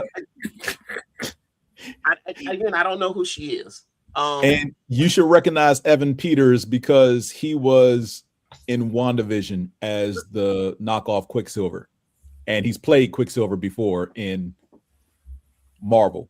So it's interesting you say that. X-Men films. He does not really look like how he looks in Marvel on this show. They do a good job of he doesn't immediately look like Quicksilver, the knockoff Quicksilver. Mm-hmm. But yeah, now that you say that, yeah, you're absolutely right. That is who that is. But it's just like I said, he doesn't really look like him because he's got his hair cut short. They've got him kind of bruised and beaten up because he played in the X-Men Apocalypse or Yeah, he was in X-Men. Mm-hmm. Because the FBI agent that he plays, he's always fighting and taking hits and dishing out punishment. So he's confrontational. Yeah, he looks beat up a lot. Gotcha. And he's one of the guys, one of the people who's in like several seasons of American Horror Story. But yeah, so no, it's definitely a good show. It explores some really interesting character issues that people have. Okay. In addition to a tinge of sci-fi, but mostly drama. Gotcha. Yeah. The trailer reminded me of the movie The Substance, but hopefully it's better than the movie The Substance because the movie The Substance sucked ass. I like The Substance. Oh, I hate that movie, and I'm trying not to hate the person who suggested I watch it. The Substance. I don't know this movie. Demi Moore and what's her name? Margaret Qualley or something like that. I think. Oh wow, Dennis Quaid is in it. Demi Moore is the only. Yeah, he's a creep. Dennis Quaid. We're the only ones in real life. Yeah, but it was not my cup of tea. Yeah. Oh, Substance is pretty good.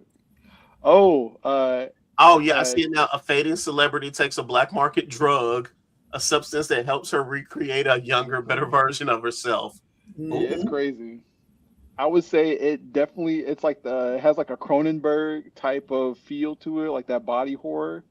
Mm-hmm. And like the squelching and the visuals, very like I'd say don't eat anything while you're watching it. Oh yeah,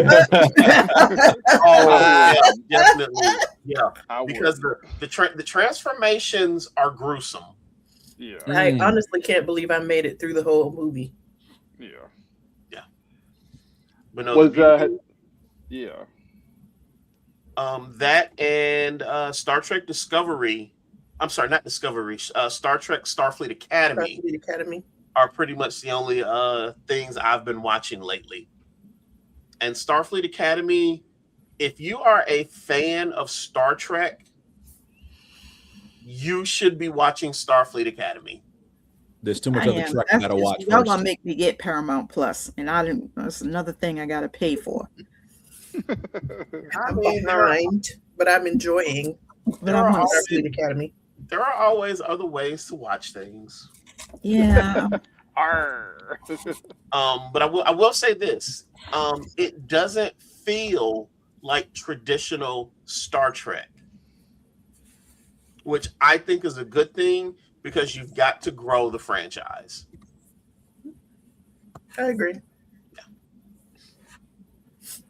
Kyle will be happy with this one. I watched season 2 of Peacemaker. Ooh, what'd you think? What do you mean? Why? It's great. Why? Because this is probably the only thing I can stomach John Cena in. And when I say that, season 1 is stupid. When I say that, I'm deadly serious because I'm also including his wrestling career, which I don't like. Wait, so you can actually see him in this? Oh my gosh, I hate you. Oh, and James, they were all here. Who? All of those wrestlers, they were at Anime Verse. Yeah, because AJ Styles officially retired Monday night, and Raw was here in Atlanta. Yeah, they were all. AJ's from Atlanta, he's from Gainesville, Georgia. Cody's also from Atlanta. Xavier Woods is from Atlanta. Who else did they show? Sergeant Slaughter. Yeah, basically everybody who could make Monday Night Raw was there, but I know a handful of those wrestlers are actually Austin Theory is from Atlanta, but there's at least 5 or 6 other wrestlers on the roster who are from the Atlanta, Georgia area. So that's why they were all here. It was for AJ Styles. But as far as season 2 of Peacemaker, the way this ended, there will be. Let me not say there will be. Kyle, do you know if there season 3 has been greenlit? Because I know you know. It hasn't. No, it hasn't. Because I know James Gunn was the last thing I saw. They were writing Creature Commandos, or they either in the final stages of writing Creature Commandos. And I'm pretty sure the way the season 2 Wait, what do you mean writing Creature Commandos? We already had a season of Creature Commandos. They're writing another season. Oh, okay. Yeah. That's what you mean. So the way the season 2 ends, I'm pretty sure that's going to tie into either the next Superman movie, if I'm not mistaken. Mm-hmm. So we'll see if there is going to be a season 3 of Peacemaker. Okay, because I'm like, they can't just leave it there. Because again, it is one of those things. Spoilers, because season 2 came out in August. You're not watching it, so go ahead. Right. Yeah, season 2 came out in August. So basically, Peacemaker, Chris Smith, his given name, he starts falling for Harcourt, right? And something happens that they keep alluding to that she doesn't want to acknowledge happened. And basically, it wasn't even anything big. It was just a kiss. You find out later, because again, you see Peacemaker, there's a lot of raunchiness and sexual innuendo and damn near every other scene that takes place. So you're thinking the entire show, they slept together at some point. And she's kind of like pushing to the back of her mind, admitting nothing, da-da-da-da-da. And he's in his feelings about it the whole way. But come to find out, all they did was kiss. They got drunk one night hanging out, went to a rock show that was on a boat, and they just kissed. That's it. And like an overly hormonal teenage boy, he thinks more of it than what it was because he genuinely likes her. But because she is so wrapped in her career and pissed off because of what Adebayo, Daniel Brooks' character, did at the end of season 1 as far as outing Task Force X and her mother, Amanda Waller, Harcourt has no job. She's been blacklisted from every government agency. So she can't work at CIA, FBI, Department of Homeland Security, ATF, DEA, nothing. She can't work anywhere. And so she's pissed off by that. So she basically goes to bars picking fights. So they had that conversation earlier in like the first episode or whatever, like, you can't tell me it didn't mean anything to you, like nothing at all. Like, I want to talk about it. And she doesn't. She blows him off. It's like, look, it was nothing. We're colleagues. I barely like you. I tolerate your existence. Get over it. Move on with your life. So while he's at home, and because remember, he killed his dad, he took over his dad's room. So he's sleeping in there. And he knows that there's his keypad. So Eagly is pecking him in the head. And he opens the portal room to where all his gear is, not realizing that it is a interdimensional hub to get to other universes. And while Eagly is flying around, he pecks on a door. He punches the code for his door on that door, walks through and sees that the house is pretty much built by his father. And in this universe that he's walked into, his father's alive, his brother's alive. They are a superhero trio. And he's looking around like, oh, snap. And then he sees a photo of himself, his doppelganger, and Harcourt in a loving embrace. And he starts thinking, oh, snap, we have a relationship here. This might be it. I should come here and live. And so he's taking jaunts every so often over there to live for like hours, if not days on end. So time is different? No, it's still present day. It's just a different present day. And I'm going to get to that in a moment because Furious asked this question a while ago and he wanted to know how they got there. So I'm about to spoil this for him. So he spends hours, if not days at a time over there bonding with his family and rebuilding his relationship with Harcourt, even though it's not his Harcourt. So, but when he does this, he leaves the doorway from his inn open, which registers with Argus. And remember, if you've seen Superman, you know that Rick Flag Sr. is now in charge of Argus. They're keeping tabs on any interdimensional gateways because of what happened in Metropolis. Lex's portal ripped the city in half because Lex did some BS. Well, this is alien tech. Rick Flag Sr. also is looking for a reason to bring in Peacemaker so he can put hands on him because Peacemaker killed his son, Rick Flag Jr., in the second Suicide Squad movie. So, got all that established. Cool. So every time he opens a doorway, it pings their monitors. We're getting readings of dimensional gateway, da-da-da-da-da. Where is it? Where is it? Why can't we see it? Da-da-da-da-da, and all this other stuff or whatever. And every time they decide to send somebody into the house to figure out where it is because they can't see anything from outside because they're spying on him, he comes back and closes the door and the portal closes. So the ping goes away. And, you know, he's basically trying to get over the depression of he killed his father. He doesn't think highly of himself because one of the things that also happens in the first couple of episodes, he tries out for the Justice Gang. And they actually have Hawk Girl, Green Lantern, and Ted Cord. Not Ted Cord. What's his name? His name is not Ted Cord. Other rich Maxwell dude. Lord. Maxwell Lord. The three of them are holding auditions, and Adebayo, Daniel Brooks' character, drops them all for the audition. But they don't know how to work the microphones properly so that when they turn the mics off, they can talk amongst themselves so that the other people can't hear. What they don't realize is whoever told them how to do that has been screwing with them. So all the shit they've been talking about, people who've been showing up like, well, he's just an idiot with a gun. Why do we need somebody like him? You all have powers. What the hell is he going to do? And what's up with that helmet? It makes him look like a penis. Da da da. And Peacemaker's in there listening to all this, like, guys, I can hear you. So they're constantly flipping the switch, thinking that they're turning off the mic so he can't hear. And what they're doing is they're pumping their audio into the room where he is because they're behind a glass wall.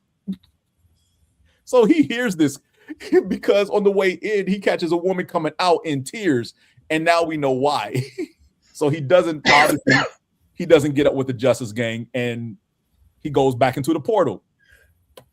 This is the same Justice Gang that was in Superman without but the black guy is not there.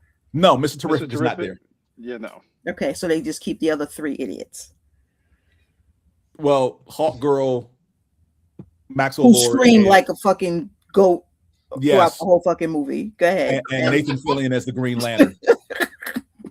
So yeah, those three they brought in, and they do that throughout the season because there's other characters I'm about to get to shortly. So he decides to go back through the portal. Only the second time he's in the room looking around thinking like, yeah, I'm gonna enjoy it over there. His doppelganger gets out of prison and is in the room with a gun to the back of his head.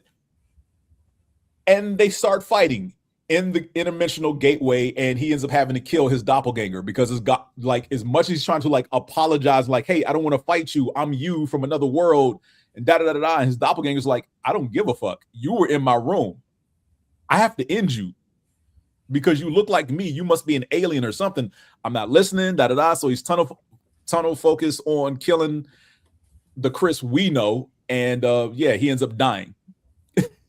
And then he goes back over there to try to. So I forgot what the the final straw was that he decides he's permanently going to go over there, but something happens on our side, and he's like, F it, I'm out. I can't live on this side anymore. There's nothing for me over here. Hardcourt doesn't love me. My dad's dead. My brother's dead.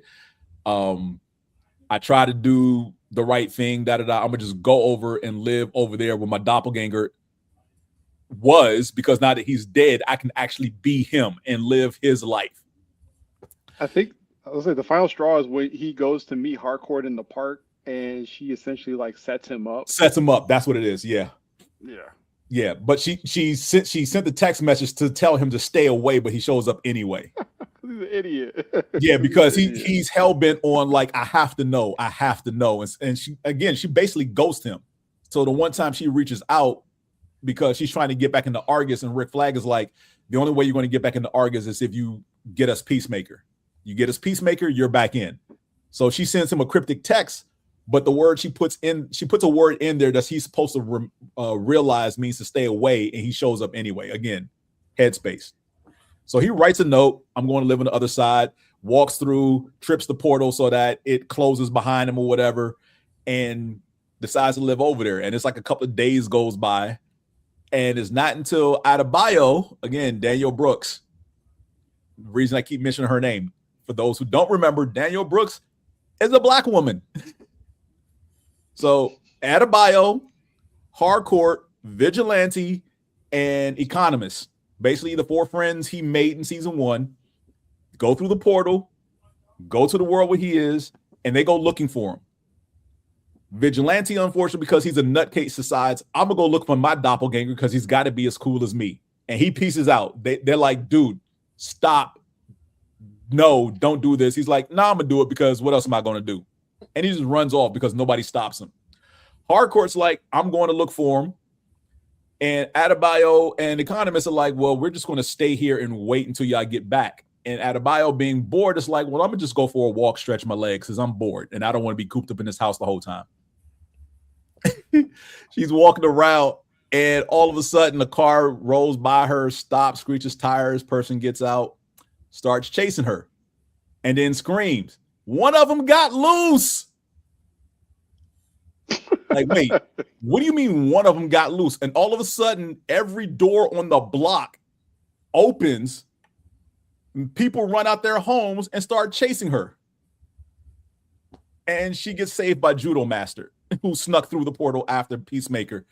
And that's when they realize they're in a world where where is this portal? In the house? Uh-huh. The world that they went to, because again, Peacemaker doesn't realize this. All he knows is I'm having a good time. My family's alive. The girl I love likes me, because this version of Harcourt is a ditz. I don't know how she works for the government, but she is an airhead. But supposedly she's book smart. But again, Peacemaker doesn't realize this. Very narrow-minded. Again, he's a 12-year-old in a man's body. That's basically what he is. And come to find out, the Nazis won World War II. So that's lovely. Because Harcourt sees, she runs into Peacemaker, and they go to Argus. Oh no, she goes to Argus looking for him, thinking that he would be there. But through shenanigans of Vigilante, she had to be detained for a little bit. And she ends up going up there and looking around. And then when Peacemaker drops off his Harcourt and he sees her, he tries to get out and is just like, you notice there are no people of color here?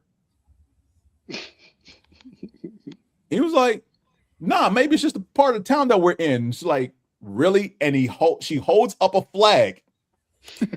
And it looks like you're thinking it's the American flag, but when she unfurls it, it does have the 13 red and white stripes. It does have the blue field, but in the blue field is a swastika. And it's like, seem weird to you? Oh, so that's what the one of them got out with the black girl. Because again, and that's when because these things are happening at the same time, and that's when the vigilante over there tells our vigilante that the Nazis won World War II, and that's the difference. But again, us looking at it, when you look at it, every time Peacemaker goes over there, you're looking around and you're like, where are the people of color? Right. There's not a single person of color over on that side anytime because Chris does go through very public areas where a lot of people are outside. And no people of color at all. And it doesn't strike him as odd until Hardcourt says something to him. So, yeah, that's the perfect world where he thought everything was cool. And then come to find out his dad, remember his dad over in this side that he killed, Grand Wizard, racist, Ku Klux Klan, Red Dragon, da-da-da-da, over there, not so much.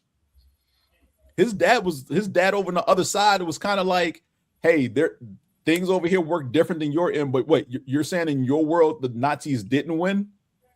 Really? Because it's kind of like you get the idea that his dad over there wants to come over here to our world where the Nazis didn't win, because he doesn't jive with everything going on over there. He's just basically like keeping the peace, more or less. Like, I'm not trying to rock the boat. I'm just trying to protect my family, da-da-da-da. But his brother is still like, nope, this is the way things are. We got to live this way, da-da-da-da-da-da, whatever. So unfortunately, his dad dies over there too. They drag him back. His brother's alive. He gets captured by Argus. The reason they find the portal is because Rick Flag Sr. goes to see Lex Luthor. Yes, the same Lex Luthor that was in the Superman film appears in an episode of Peacemaker. Tells him, yeah, I have technology that'll help you find a portal. What do I get out of it? We'll move you to a lesser security prison, because he's in Bel Rev. So they move him from Bel Rev to a lower security prison. They basically pull all his people, literally every single person that was in that flying hub that he was controlling Ultraman from in the film. All of them show up for like the last 3 or 4 episodes, and they're working under Argus, under Rick Flag Sr., because now that they have the portal tech, they're going in and they're looking for a particular world. So you see them opening doorways and going through, and it's various things like they open one door, it's a black hole. Literally, it opens into space, there's a black hole right there. Well, Peacemaker was in Superman. Yeah, on a TV show. Mm-hmm. Yeah, so James, quick question. Mm-hmm. Do they go into more detail into where the one got out from? What do you mean? Like when they see her and they yell, "One got out." Mm-hmm. So so basically, because everything happened the same way it did in the main world of the universe up until World War II. Gotcha. So what they ended up doing was what they did with Asian Americans, Japanese Americans in World War II, except this time they did it to everybody who wasn't white. Gotcha. And if you know what happened to Japanese Americans in World War II, I don't need to say it. Nope, you don't. I got you. I got you. We know. There are those things for basically every non-white minority. Gotcha. And that's what they meant by one got out, because that's where she's supposed to be, which is why they were chasing her. And Chris's brother on that side sees her, because he's the second vehicle that pulls up and sees her. He jumps out of his truck to try to chase her down, though he's not in his hero costume, if you will. But because his dad called him, because his dad caught economists in the house, he was like, well, why were you chasing her? That's something for the authorities to do. Don't be stupid. And that's like the first hint of the dad pretty much not jiving with the rules of this world. So, but yeah, not everybody's cup of tea. I get it. Still hilarious, still raunchy, still James Gunn. But where they leave it, because they do finally find the world that Rick Flag Sr. is looking for, and it's basically like a sustainable version of our Earth that has nothing over there, like no people. And then they try to find a way to minimize the travel time, because again, the portal that Peacemaker has goes into a hub where there are multiple doors. They've now streamlined it to where they go from their world into the doorway to the other world. No more going through the hub in the middle with all the doors or whatever that they can open by happenstance. They find the world and they decided to make that a penal colony. And that's where they're going to send all the meta criminals so they don't have a chance to break out, because it's like all the places we have over here, and he names them Arkham, Bel Rev, Strikers Island, like all the major prisons in the DC universe, he names them. And it's like, and instead of putting them in prisons with regular criminals, we're going to send them over here to this world, and they can just be there, because now we don't have to worry about escape, because there's no place to escape to. We have the only passageway there with this portal. So we send them through the portal, they stay there, and we ain't got to worry about them. Right. And his field tests, because again, remember, Rick Flag Sr. has a grudge against Peacemaker for killing Rick Flag Jr.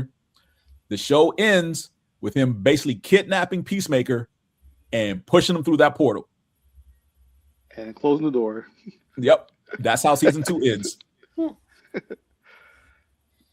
But yes, as for your Nazi planet, that's how he got there, through the portal in his dad's bedroom. I kind of was thinking it was something like that based on the Superman movie, but I wasn't sure. Mm-hmm. The only difference is that this was alien tech, so there was no, because remember what Mr. Terrific said in the movie, like they actually built the freaking portal to another world. This is crazy and dangerous, because if you're off by some minute measurement that he gave, you can rip a hole in our world as well, and we saw what ended up happening. But again, this is Lex Luthor, and we all know that as smart as Lex Luthor is, he cuts corners. Which I'm glad they kept that, because every iteration of Lex Luthor, no matter how smart he is, cuts corners. Mm-hmm.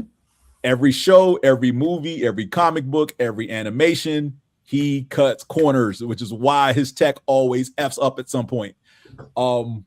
He's a businessman. I gotta make it cheaper. No, he's not trying to make it cheaper. He's just trying to make it, and he doesn't care how. Doesn't care how he does it or who he gets help from. Who he gets help from, and that more than likely ends up being his undoing. Yep. Yeah. Because it's not like he's doing this to like help others. He's doing this to help himself. Yep. So as long as as long as it works, cool. Mission accomplished. I don't care how it works. It works. And that was the issue with his portals in Superman. They worked, but again, they couldn't stay open for long. And they go into that in this series as well, because the dude with the glasses says our only issue was we couldn't hold our portals open longer than like 2 minutes or something crazy like that. It was like a very short time period. Whereas the alien tech, because they do a flashback of when Peacemaker was a kid with his brother and his father on this side, and how they end up finding it, an alien had it. And his dad killed the alien and took the portal tech. And that's why it worked and was able to stay open for long periods of time, because it's alien tech. It's not Earth made. Gotcha. So, but that's all I got. Anybody else before we get out of here? Night of Seven Kingdoms, the Game of Thrones, like little 7, I can't get into episode. That. Ooh, it's so good. It's so good, Simone. I was gonna say I tried. It's just I don't know. Maybe I have to get my mind out of the Game of Thrones and I don't know. I would say depart. I'm gonna give it a chance. Yeah, depart yourself from the lore of the Game of Thrones series and House of the Dragon. You're because you're doing, my thing is you do yourself a disservice trying to think that you're going to catch a ton of Easter. I mean, you definitely will, but just go into it fresh if you can. It is a big departure from what we typically get in a Game of Thrones show, and in my opinion, I think it's my favorite Game of Thrones property at this current point, because it's not so heavy. The episodes aren't very long. I think the longest episode is like 35 minutes. And the kid that plays Aegon is adorable. Love that little dude.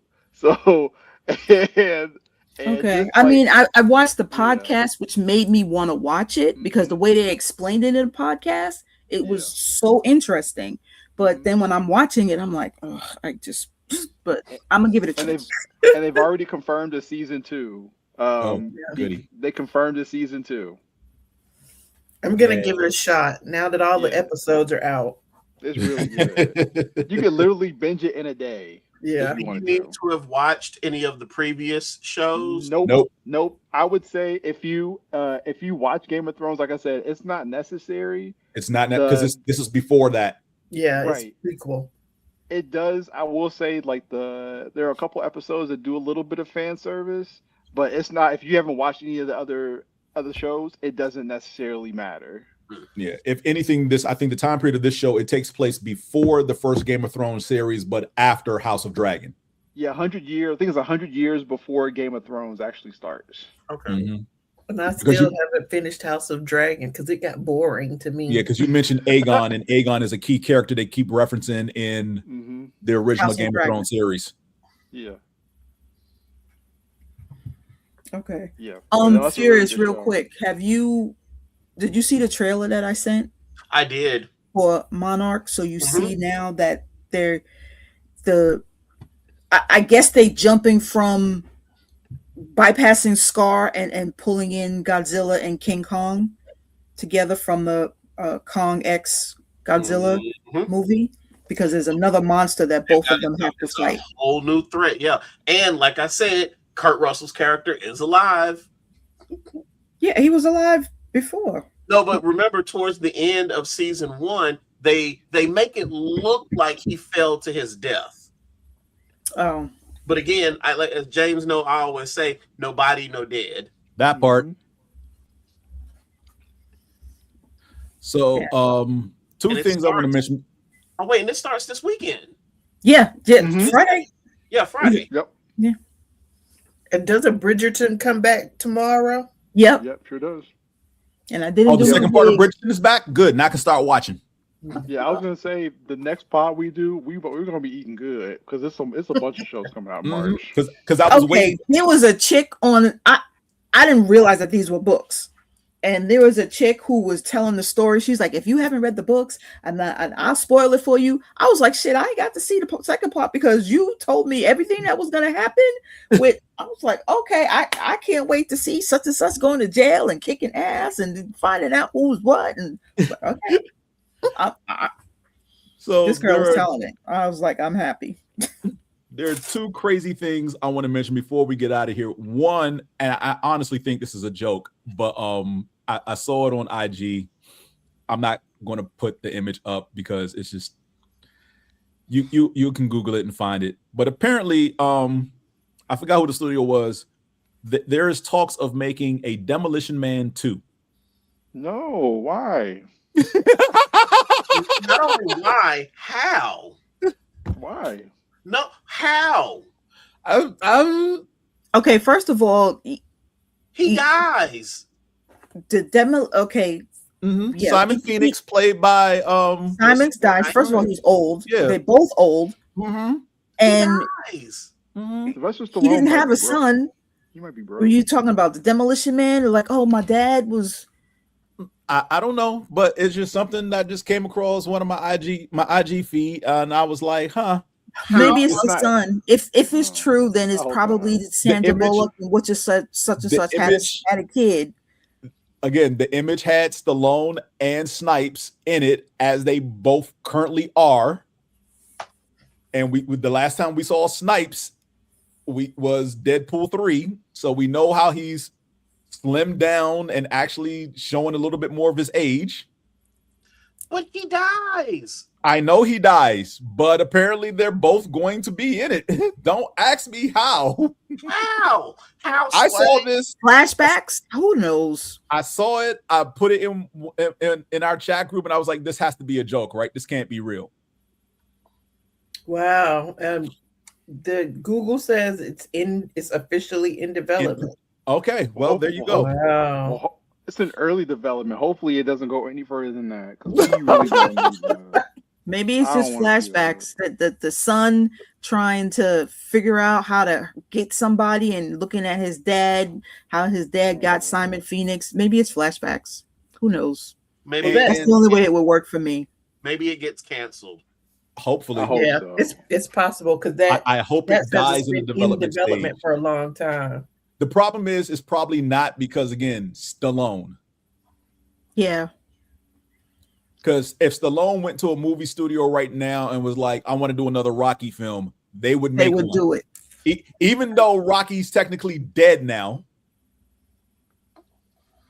because he dies in the background of the Creed movies, he dies.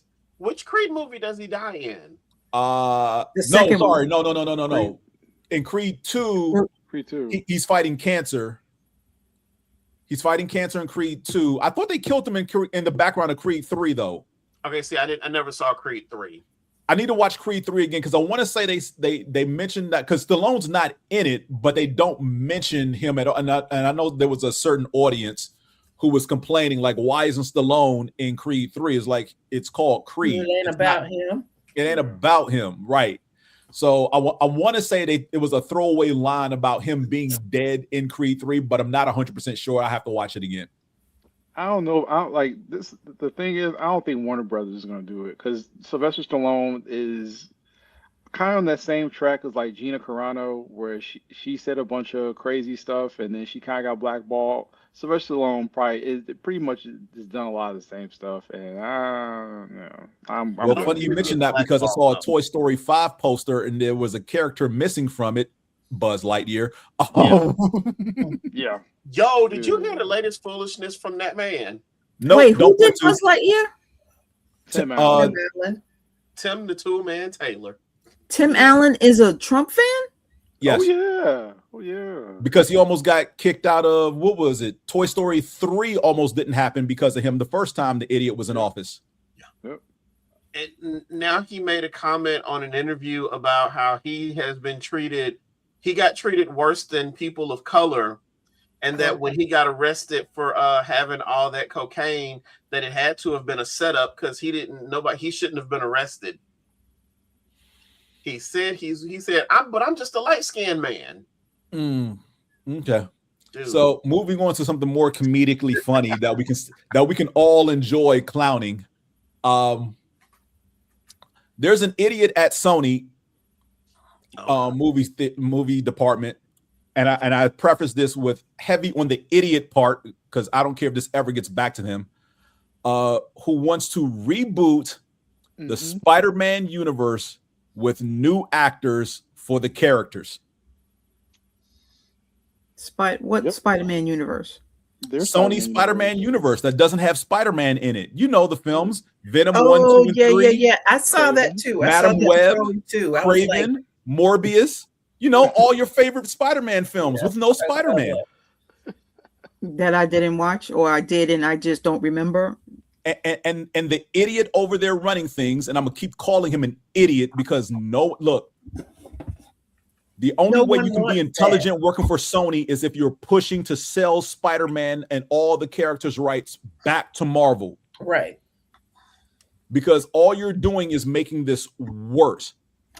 Because what's going to happen is I am going to keep warning people that whenever I see Sony in front of anything that is Spider-Man related, I'm going to tell all my friends, wait for it to come out on streaming. Don't spend your money in the movie theater. I don't think you have to tell them. No, you do, because here's the thing. Sony still uses the Marvel crawl.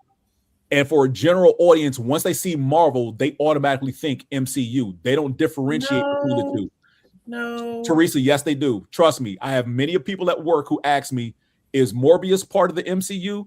Is Venom part of the MCU? Okay. Is Madam Web? You say friends, and I think I didn't say friends. I said colleagues at work.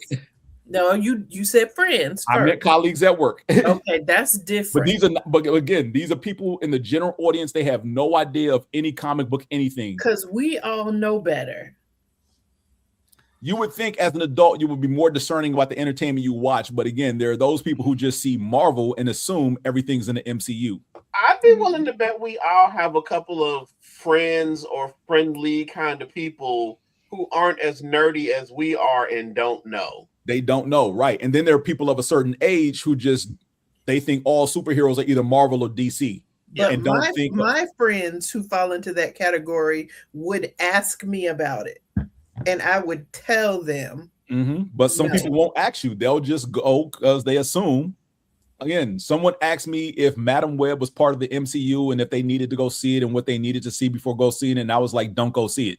Right. But they're like, what do you mean don't go see it? I'm like, you'll be wasting your money. Don't go see it. Pretty much. And unfortunately, at the time that she told me that, it was too late. She had already bought the tickets. I was like, go in the app and get a refund. Right, I was about to say, you can return them. She was like, but we're going on Saturday. I was like, don't go. Trust me, you're going to regret it. And come Monday morning when she hit me up, that was horrible. Nah, really? It's almost like somebody warned you. Mm-hmm. My sister dropped something in our family chat and it sparked a debate. And I was like, first of all, why are y'all even having this? I don't know if y'all saw it because it's something that she took off of Instagram. It was who would win a fight between they put Harry Potter against Spider-Man, and then they put Harry Potter against Dr. Dr. Doom? Strange? No, Doctor Strange. Oh, Doctor Strange. Mm-hmm. And I was like, first of all, as someone who is a Potterhead, Harry Potter would not even fucking survive.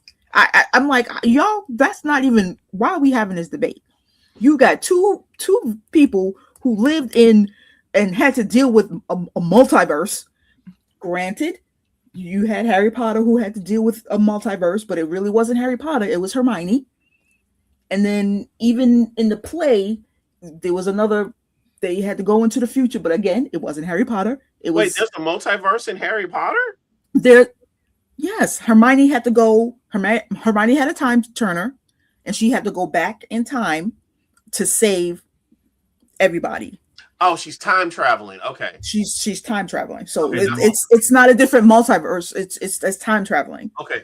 And that's the same thing that happened in the play, where it was the Harry's son and Harry and Draco's son had to go back in time, and they changed it because they saved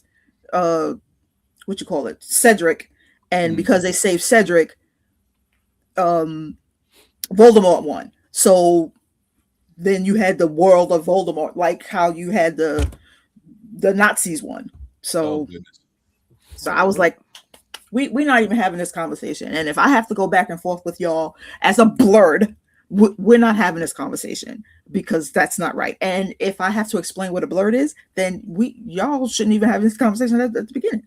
So, but yeah, Sony, stop. Just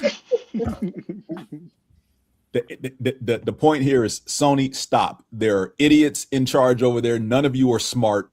None of you are intelligent. None of you have a single. They want to squeeze the money out of Spider-Man. I know they want to squeeze the money out of Spider-Man, and they're banking on people who either A, don't care, or B, people who don't know. But their thing is, what was it? They did 7 movies, and they're thinking that because they all sucked.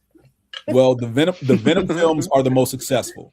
Mm-hmm. Everything that wasn't Venom bombed at the box office. Yes, everything that wasn't Venom, because Morbius, Madam Web, Kraven, and what was the other one? I'm blanking on one of them. Sorry, 6. That's it, 6. Yeah. So those 3 bombed and bombed badly. They should have. Right? But because Venom 1, 2, and 3 did well, and again, not great, but well, but you can still see a tail off in their box office numbers, because Venom 2 didn't earn as much as Venom 1, and Venom 3 didn't earn as much as Venom 2, but they still made their return on investment on all 3 films. And that's the key. You still made a return on investment. The other 3 movies, not so much. But they're like, yeah, we can do this again. We're just going to recast and start the universe all over again, reboot everything. That would be such a waste of time, money, and energy. I didn't see Venom 3, excuse me, but at least with Venom 2, they brought in some good cast members with Woody Harrelson, and I don't know the actress's name, who is from Johnny Depp, the Pirates of the Caribbean movies. I know you're talking about. His wife. She played Callisto. Yeah. Or Calypso, sorry. Yeah, Calypso. Thank you. She played Calypso in the Pirates of the Caribbean films. Yes, she was good. And again, talent in Venom 2 was great. Yeah. Storyline in Venom 2 sucked. Yeah. Venom 3, I thought, was at least entertaining, but it was not anywhere near a Marvel movie. a Marvel, none of them are. MCU. And honestly, I don't like Venom 1 either. Like, it's okay, but it's not good. No, it's not great. I liked it, but yeah, it ain't. I mean, great. Aside from, let's put it this way, the only good thing about the first Venom film for me is the banter between Eddie and the symbiote. That's right. It. That's if you gave me audio of them two going back and forth for like 90 minutes, I'm cool. Everything else about that film could have been left somewhere on the cutting room floor.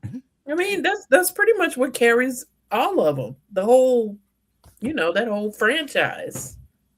So, but yeah, idiots at Sony, stop. Focus. You see this guy back here? Those animated Spider-Verse films? Yeah. Focus on that. Focus on that third movie. Get us that. And then give the rights of Spider-Man back to Marvel. Because you're wasting time and money. They really are wasting time.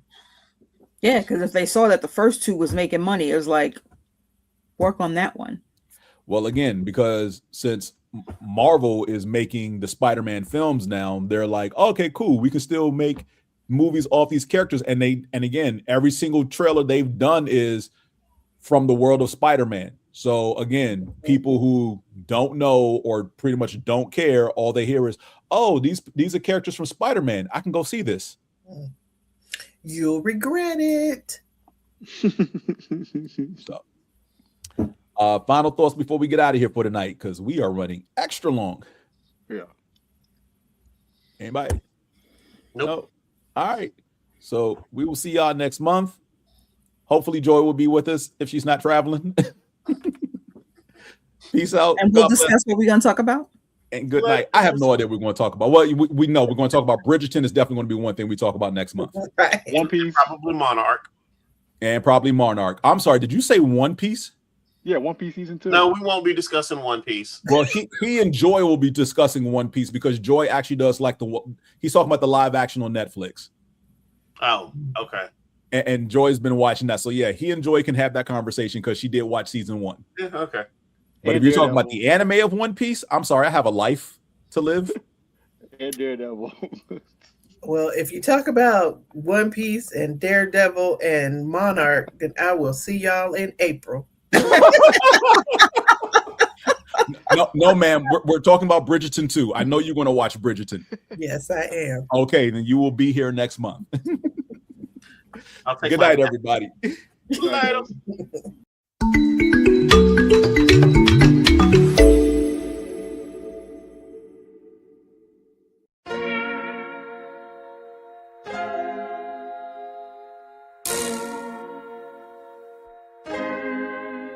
So many stories left to tell, even if we have to ourselves. Can't keep history on the shelf. If they won't tell it, we will. If this the land of the free, it was a freedom then. When they annexed Hawaii and called it Cedar Lands, without any type of payment and no signing off. Called themselves a republic in 1894. 1.2 million acres overtaken from the native Hawaiians. When they resisted, the West retaliated in violence and erasure. The Hawaiian language is banned as part of colonialism's plan to expand, yeah. Stuck between a rock and a hard place. Multiple bombings of Kaho'olawe as a part of their ongoing war with Asia. Used it as a place for target practice. No consent or compensation. Colonizers call for annexation. The work of all the locals. School will never let you know. So many stories left to tell, even if we have to ourselves. Can keep history on the shelf. If they won't tell it, we will. Too many stories left to tell, even if we have to ourselves. Can keep history on the shelf. If they won't tell it, we will. We will. So if you put Hawaii into perspective, well, Black and Asian history is interconnected. Considering the fight with the Pacific, then of course versus Asia, they was treated as a middleman for war, but didn't let the Western colorism run its course. Cause dark skin was a sign of dignity to core. The land was taken in the name of capitalism, when prior to it was an actual kingdom. Clap back at the system. Stuck between a rock and a hard place. Multiple bombings of Kaho'olawe as a part of their ongoing war with Asia. Used it as a place for target practice. No consent or compensation. Colonizers call for annexation.